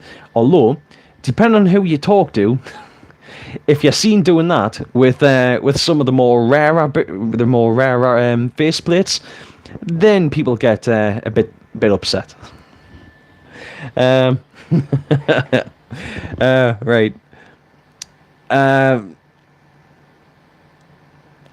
And not buy rentals. They seem to have better aim. Yeah.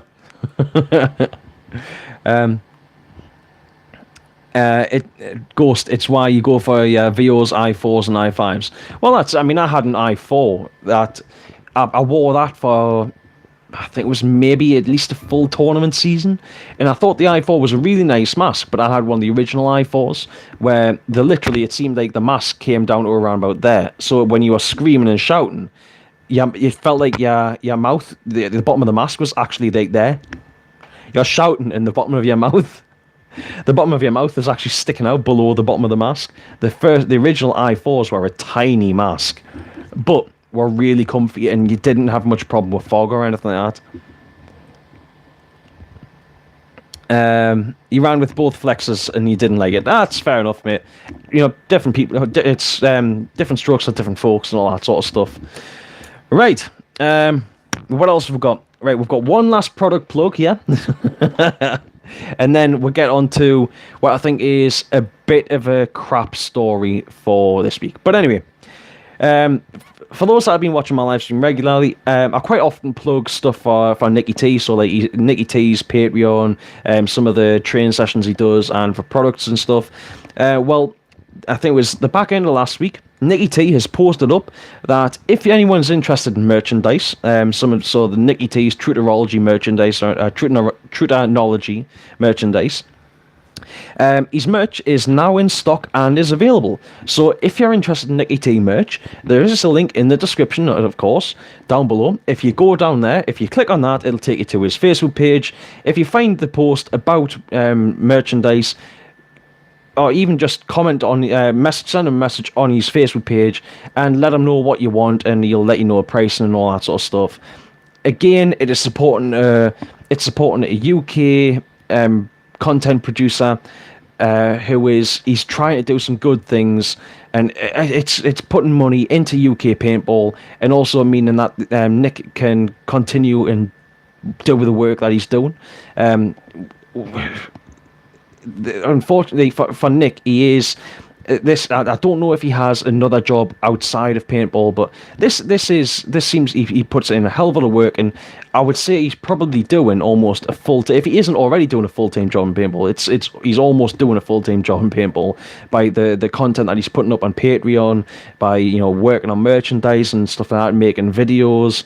He seems to be doing a hell of a lot of work, and he's worth supporting for that.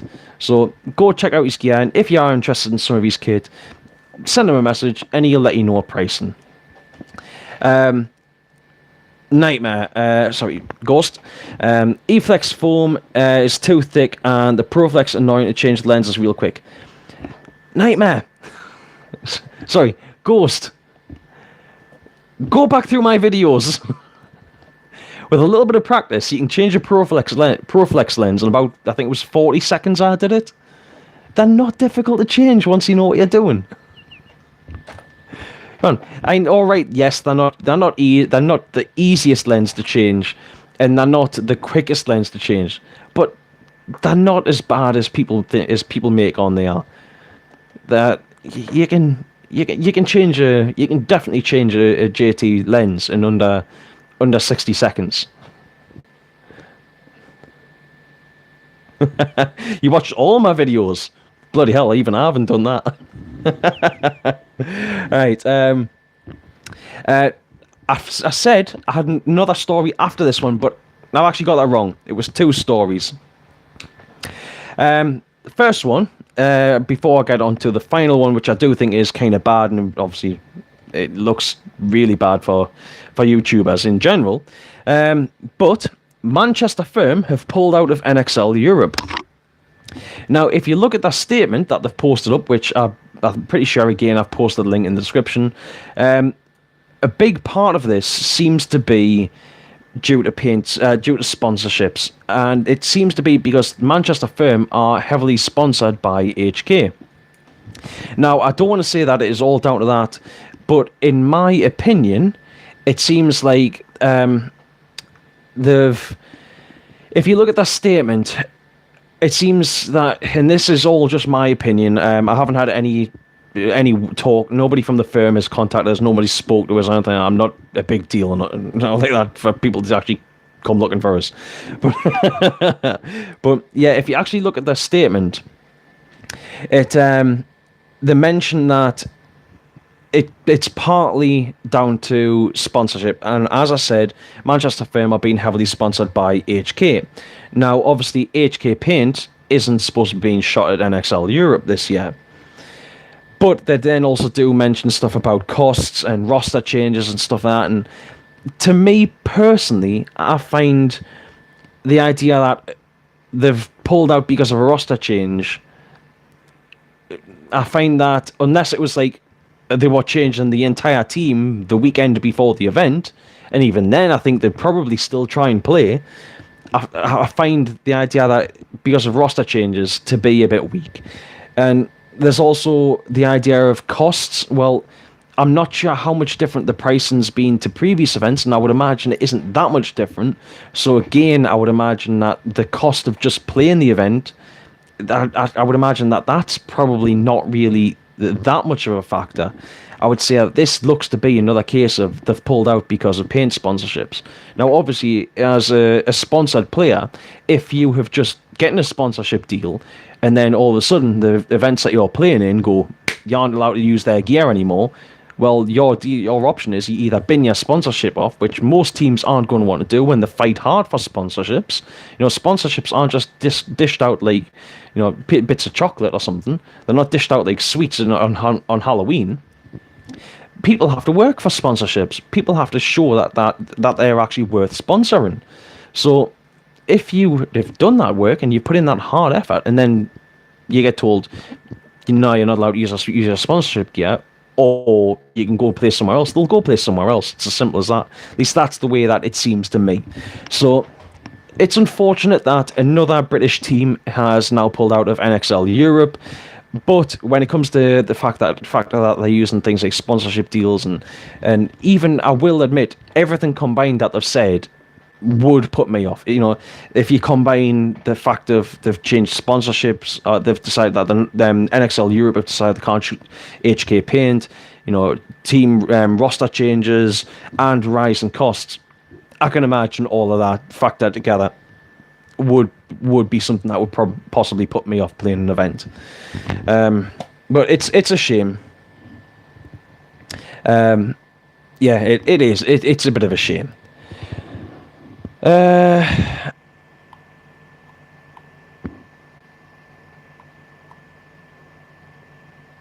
Right, I'll get to those in a little bit.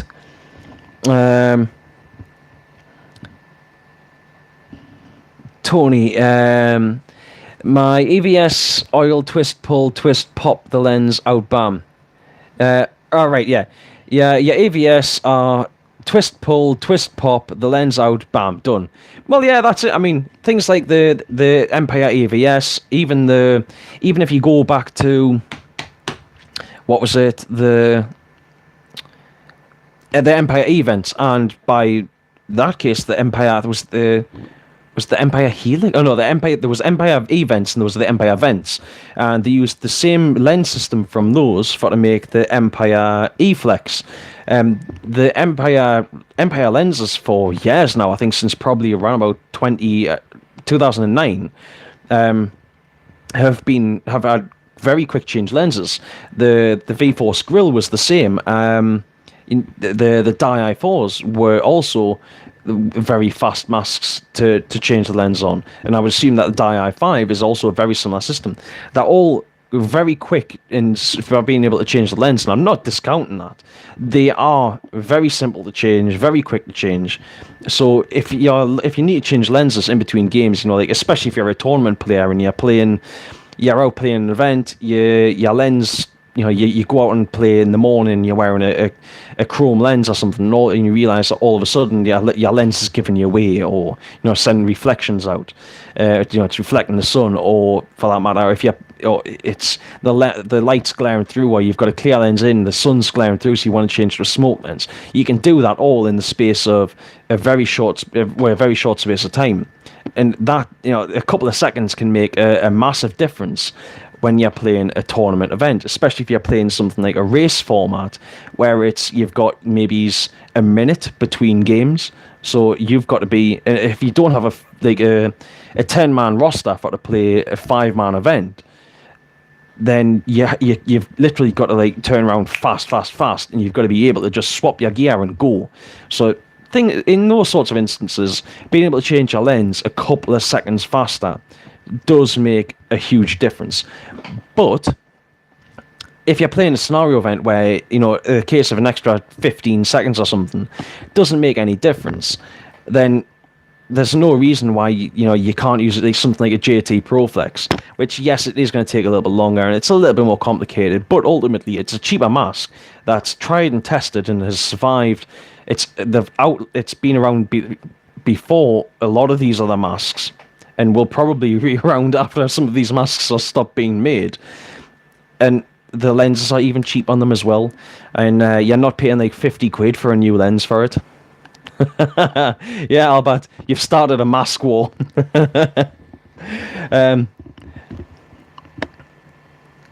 Right, so Ghost, when I get home I watch paintball content to cheer myself up.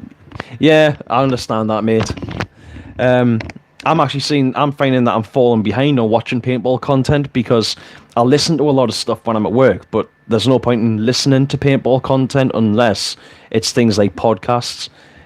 So a lot of the YouTubers that I watch, they all make actual gameplay content, so I miss out on a lot of that. So I then have to like go back through all the stuff that I've watched because I was subscribed to a hell of a lot of people. Anyway, right. Ghost again. It's when I take a clear lens and an old mask and a tinted mask.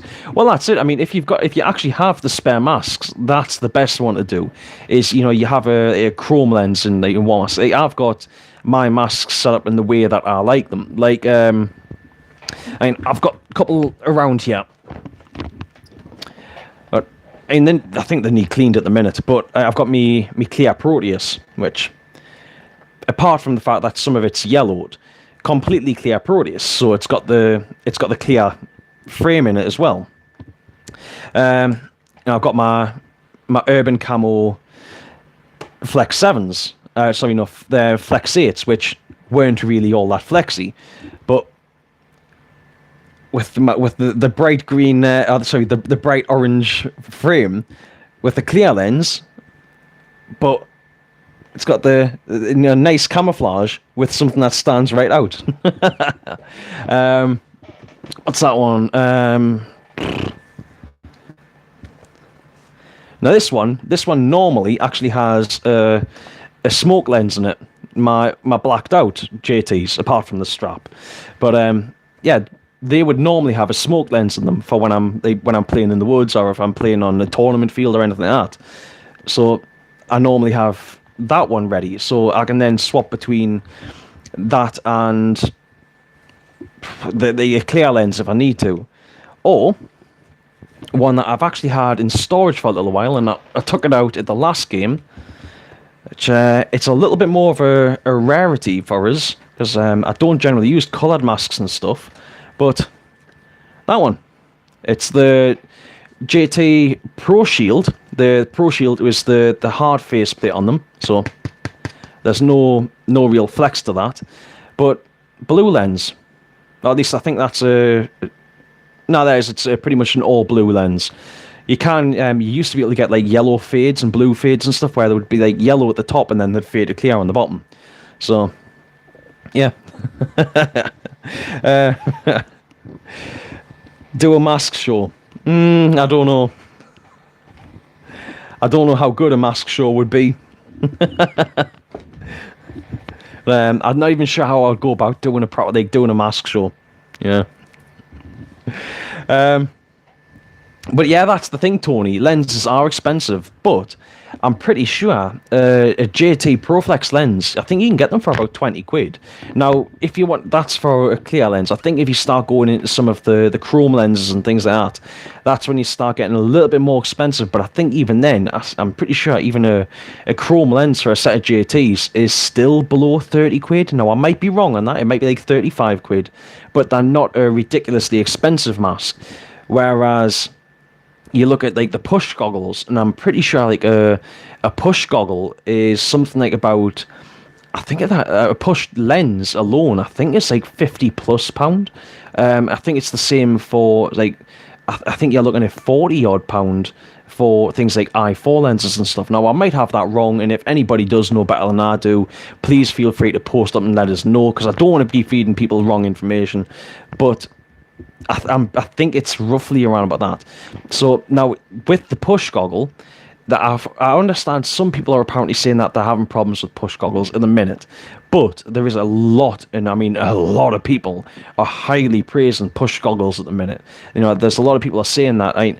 Apparently they've used space age tech for the push goggles, which you can kind of then understand why they're so expensive. Plus they do come with a proper mask case. But To me, I can't justify spending that money on like a super high end mask. But as I said, I understand there's a lot of people that are absolutely loving the push gogs at the minute. You're gonna Ghost. You're gonna do a gear on a budget series. Well, this is something that I've considered for a while, and I highly encourage you to do that. If you can do yourself a video series and explain, like, because the reason that I've been wanting to do one, and I've just been kind of trying to work out how I would do it, and I'm not totally sure, is people even experienced ballers have these certain conceptions. Like, there's a lot of people seem to think that to play paintball, you have to be rattling paint constantly. Which then, if they think they're going to be on the trigger all day, shooting 10 balls a second all day, well, that's a lot of paint that they're going to be shooting, potentially be shooting multiple cases. I mean, I've heard of some people in some situations shooting like 8 boxes of paint a day. And that's not even tournament player, that'll be like playing walk-ons. And say, I couldn't even imagine shooting 8 boxes of paint. I haven't got the bank balance to shoot 8 boxes of paint. So it's like you've got things like for example, playing magfed or playing pump, or even just using some trigger control that can reduce costs. And I think, like, if we can highlight stuff like that, or how to get gear that is good gear but on a budget, all of these sorts of things, then if people can get that information to them, they can learn, and we can hopefully either, in some cases, draw people in because they'll realize that it's not as expensive as they think it is. And on the other hand, there's also people that have started and then go, oh, hang on, this is a bit too expensive, I can't keep up, and then leave because they can't keep up, or they think that they can't keep up.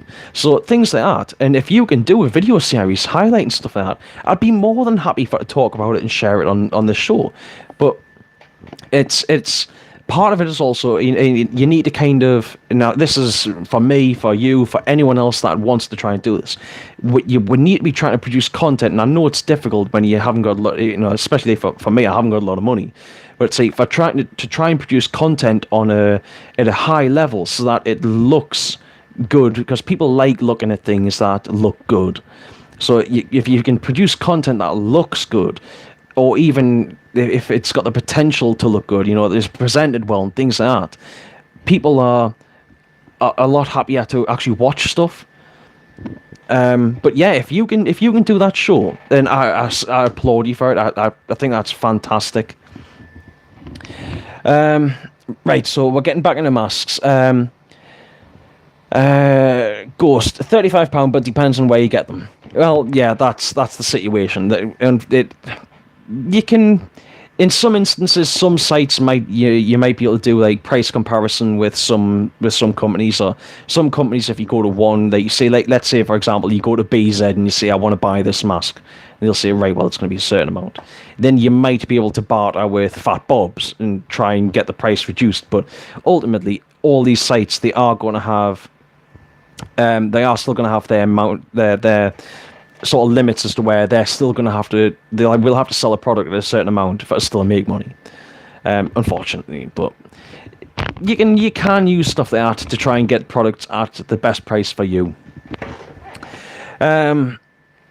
Tony, I'm not looking at Tony, I'm looking at just plain HD lens for your AVS. It's 55 quid. Well, this is it. You see, the EVS is at this point considered to be quite a high-end mask, so unfortunately you will probably pay quite a high price for it. Now, I can remember going out again. I'm going back to events. If you go back to, well, yeah, like I was saying, if you go back to events, I can remember getting lenses for the events for like about £20 at the time, but that was, they're going to Just Paintball and buying them there. But this was going back maybe probably about 6-7 years ago. And it was at a time when, in fact, it might have even been longer than that, because it was at a time when, yes, the vent system had been out for a while, but they were seen as being a bit of an older mask and a bit less popular then. But then when the E-Flex line came out, the price of lenses then went back up because they were a lot more popular again. Now you can pick up an Events mask now, which will take E-Flex lenses, as I understand it. I might be wrong on that, but I don't think I am. I'm pretty sure they're the same lens. It's a perfectly good cheap mask, and as long as the mask's still sound, you can get lenses for them, no problem. Unfortunately, you'll probably pay a lot more for the lenses now than you would have back then.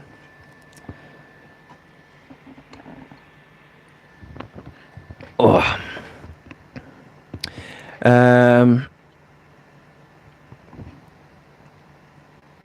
Albert, your tint lens is 24 clear, £24 clear 19. See, that's the beauty of JTs. You get tinted lenses for next to nothing. Unfortunately, there has been some problems with some of the JT lenses over. I'm not sure if it was I think they rectified it, but there was a problem for a while with chrome lenses scratching very, very easy. Now, chrome lenses do scratch easy, unfortunately, but there was some problems with them scratching incredibly easily. For a while anyway, but I'm pretty sure they rectified that, because it was at the same sort of time when the clear products came out, when the new run of clear products came out a couple of years back, there was some people finding that the newer ones were yellowing almost immediately. People were taking them out, they were using them a couple of times, and then they were just going yellow, which you can do what's known as flex soup for them, which is basically you bathe them in a bath of chemicals, which then does whiten them back up. But you shouldn't have to do that with a product that's almost new. So they changed the formula. They did something different with them, and then it was like the next lot that came out stayed clear a lot longer. And for example, now my Proteus, the faceplate and everything is old JT product. Now you can see obviously it's yellowed, it's actually browned on the bottom there a bit, but there is a difference in material. Like the stuff around the actual mouth is very yellow. The stuff that's around the nose, it's a lot clearer, but it is yellow. However, this is a lot older product, but the frame is still pretty much fine. I mean, it's starting to yellow now because it is a few years old and it's seen a field a fair few times, but it's still fairly yellow. Still fairly clear, but that will, over time, yellow up until I then have to flex soup it again. Well, flex soup it eventually. Right, so... yeah, Ben, that's pretty much what I do. I just hand them to Richie for a sort out. It was Richie that... I'm pretty sure it was Richie that originally got us the clear Proteuses, and it was he souped them for us and then gave us them in a little bit clearer than they are now, but unfortunately due to the age they are, there was only so much that souping was going to do. Now they did clear up a lot, but not enough to make them crystal clear, which is a bit of a shame. It would be awesome to get them crystal clear, but yeah, what can you do?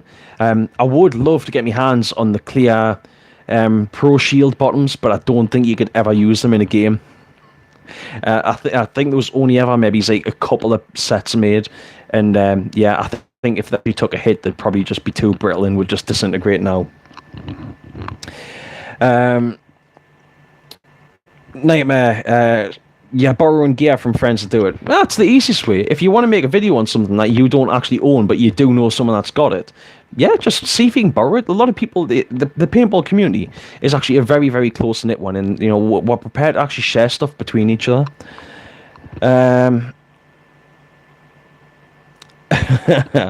So when you're buying them 25, well, you never know.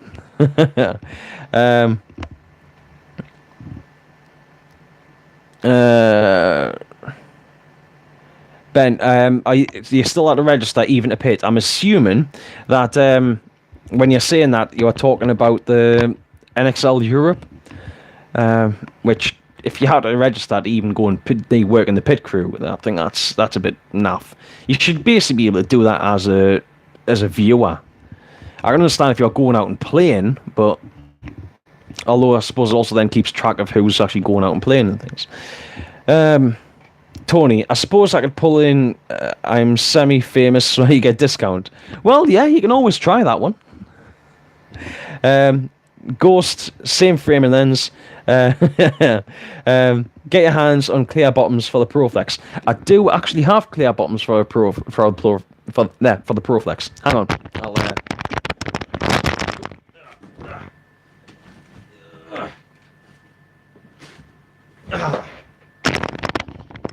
stick that back on. There we go. There you go. See, clear Proflex. But I like to run my clear Proflex with the original olive green frame because I feel like it looks more old school. I do actually have I did for a while just run the Pro Shield bottom with the olive green frame because I thought that also kind of looked quite old school and cool. But I thought that the clear bottom with the olive green frame just looks cooler to me. It's also quite good for when I'm playing in like woodland environments and stuff. The olive green just blends in a little bit more with the gear that I wear. Wasn't there a clear frame for the Wasn't there a clear frame for the Proflex? Yeah, that's the thing. The JT Proteus, the frame for that is the same frame that is in that, and the same frame that is in that. They're all interchangeable. That's one of the reasons. That's why I say I love the JT line, because the JT Proteus, the JT Pro Shield, the JT Proflex, the JT Flex 8, all of the frames, you can take the frame out of all of them and put it into any of the other onto any of the other faceplates. They're interchangeable. It was the original customizable mask, because you can take you can even go to like the bog standard basic one of having the full red mask and take the faceplate off the bottom, and it's as simple as that. And then you can stick another faceplate onto that, and you've got a different mask. But it's just cool to me. Yeah, it's just a cool thing to do, to be able to change. To be able to change the things that you're wearing all the time, it's just kind of cool. Do a clear Proflex. I did originally, when I first bought it, I bought it as a full clear Proflex, but I prefer having I like having the clear frame in with the full clear Proteus, and yeah, that's just the way I like that. Right, anyway, so now I think it's the final talking point of today. Some of you may watch his content, some of you might not. But there is a YouTuber called Nightmare PB. He's an Australian guy. No worries, Nightmare, I'll catch you later. Yeah, so there is a different YouTuber called Nightmare. A guy called Nightmare PB. He's a relatively popular, in fact, he's a very popular paintball YouTuber. You know, I think he's currently sitting on around about 95,000 subscribers, which is no small feat. The guy has been making YouTube content for a good long time now. You know, he's in his most recent video, he says he's been making paintball content for about 5 years. He's getting to the point now where he was almost at the verge of getting his silver play button, which it's one of those milestones that a lot of YouTubers aim for. Now, if you're not sure what a silver play button is, basically think of it as being like that, except for it's actually silver. So yeah, it's no small feat for to actually get your hands on one of these silver play buttons. It means that you have put in a hell of a lot of time, a hell of a lot of effort for most YouTubers to get yourself to this point. Unfortunately, for to get that, your account has to be in good standing with YouTube. Now, Nightmare has, as I understand it, I mean, I'm not yeah, I think he might be Canadian. I'm not too sure, Tony. He's either American or Canadian. That's unfortunately, I'm not totally sure on which. But the guy he's worked quite hard for well, his entire sort of YouTube career. He's getting to the point where I think he was actually basically making a living from YouTube, or he might even not been making a living, but he was certainly being able to pay to play paintball through making YouTube content. He also had like a vlogging channel, and he's selling his own merchandise a bit, and he's got like a Patreon thing where people can subscribe to and stuff like that. But one of the bread and butter sort of ways that YouTubers can make money is through AdSense. Now, to be able to make money through that, you've got to meet certain criteria. It's not a criteria that I meet. I'm just doing this for fun. Sitting here for 2 hours every week for fun. But I enjoy doing this. But if I make money through YouTube, a lot of YouTubers make money through doing ads, but making through AdSense. Now, unfortunately, Nightmare has now fallen afoul of a rule that's been brought in on YouTube. Now, you can go and check out his video, and I would suggest you do. Go give him some love, even if it's a case of just go and subscribe to him, but go and check his stuff out, because he's unfortunately been landed in a bit of a shit situation. But I think, and the reason why I think it's definitely worth bringing up is because it's something that could affect a hell of a lot of YouTubers. Now, the rule that Nightmare has fallen afoul of is his channel has basically been demonetized due to uploading reused content or re-uploading previously posted content.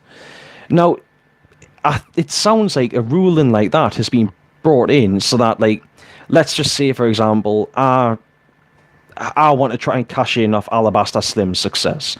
So if I was to go and rip off one of Alabaster Slim's videos and literally re-upload Alabaster Slim's videos, tag it the same and everything, so somebody sees it, or I think an even better example would be a film that's just come out, Captain Marvel. Well, let's say Captain Marvel was posted on YouTube, where you can watch films on YouTube. I watched it, but when I was watching it, I recorded it, and then I re-uploaded it to my YouTube channel. That would be a pure instance of re-uploading reused content. So it's kind of the whole idea of copyright and stuff. Or if somebody was to take one of my live streams and then re-upload it, they would be reposting reused content. Well, the thing is, Nightmare has done stuff like he's done videos where like top 5 fails and things like that. Now, these, as I understand it, have been videos where people have sent content into them, but even then, YouTube for years and years has run under the sort of the situation of fair use. So if you were re-uploading content within certain criteria, you were okay.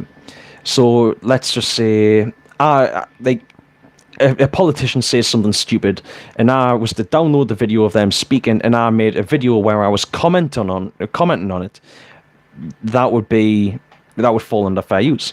Well, Nightmare has made videos where he's effectively done that, but with paintball content, and now he's had his channel demonetized for re-uploading that content. Now, I messaged Wolf about this because Wolf had his top 5 series, and I didn't really get much back from Wolf, and I understand that the bloke's a busy man, but this is something that it could affect most YouTubers. I mean, you think of most fair-sized YouTubers, even the smaller ones that have got a bit of a following, have uploaded content that doesn't necessarily belong to them. Now, they've had permission to upload that, but they've still re-uploaded someone else's content. Say for you've got, I'm not going to name names because I don't want algorithms or anything to be able to pin anyone down that I'm talking about.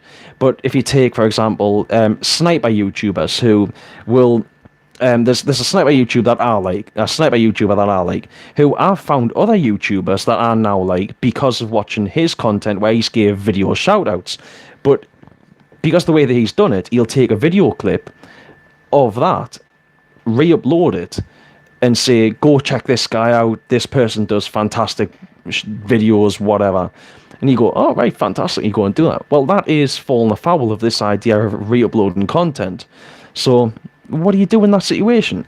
And then you've got like the political YouTubers that I watch. They're in the same situation of if they're going and re-uploading content to then sit and critique it, are they then not falling foul of this re-upload ruling? So simply, at the minute, I don't know what can be done to try and sort this out for Nightmare. Obviously, he's in a bit of a crap situation because he's now lost whatever money he was making through his AdSense and stuff. And obviously, that's not the reason why he's making videos in the first place. He obviously enjoys doing it. That's the same reason why any of them actually do this. But hopefully, it can be sorted out for him, and hopefully, YouTube will actually get their act together. Because if they bring this in as a standard completely across the board, it could mess with so many people that upload to YouTube. I mean, even if you think about like YouTubers that do like things like Let's Plays, that uploading someone else's content to YouTube, even though most companies are fine with them doing it. Now, I mean, I even used to make Call of Duty videos. I used to make video game videos where I would record my gameplay and then do commentary over them and stuff. So situations like that, you know, the people that make videos like that, they could all potentially be kicked off the platform. God knows. Anyway, right.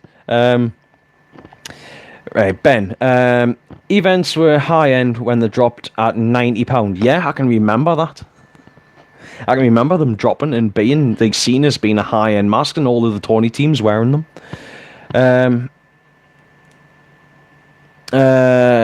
Albert, I want Wolf to do his old video.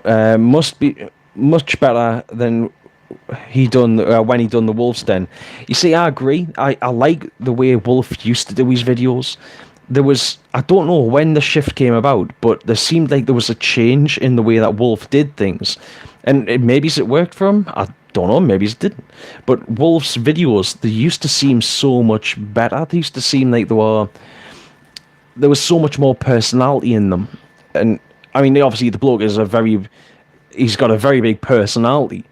I'm not always the best at explaining stuff, but I definitely think Wolf's earlier content was better. But I don't know. Just my opinion. And Ben again. Key took over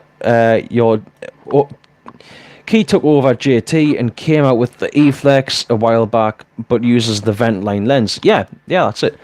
And the Flex line, sorry, not the Flex line, the event line, it is still a great mask range, and even now the lenses still hold up. Even the vent system, it is a very, very good system to use, and I would actually still use one now. And I've had Chan saying that I should buy an E-Flex, but I don't know. I kind of feel a little bit dirty going away from the JT Flexes.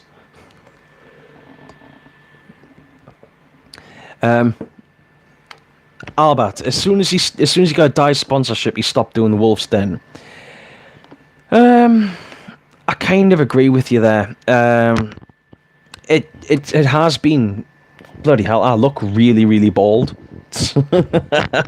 It has seemed as if it's been a little bit like since he got his sponsorship, he hasn't really, or since he got sponsored by Dye, he's in a way, and I don't want to go down the route of saying he's sold out or anything, but he seems a bit more corporate now, and that's a bit of a shame. But you know, different people do different things, and there's nothing we can do about that. But anyway, right, guys, I think I'm going to end the stream here. Thank you very much for listening to my rambling, as always. If anyone is interested, I will be going over onto the Discord server after this. I won't be on there for ages, because obviously I've got work tomorrow. But if anybody actually wants to join the Discord server and sit and have a bit chat with us for a little while, feel free, because I'll be just having a bit rummage around on the internet. So I'll be there. Just drop into the chat. If I'm not in the chat to start with, I'll be keeping an eye on it, and I will join in. But I'm not just going to sit in the chat for ages by myself. So I might be in another chat channel, but if anyone wants to drop in and actually sit and have a conversation with us, you know, man to man, person to person, woman to man, you know, man to gender fluid alien creature, I'm absolutely fine with sitting and talking with any of yous, and I will be around. So yeah, drop in, have a natter, don't, whatever you like. But thank you very much for watching, guys. If you do want to drop in and have a conversation in the Discord server, there is a link in the description down below. It's down there. It should work. It should. I said it and never expire. So yeah, drop in. Feel free. Have a conversation if you like. I don't know. It's been a long day.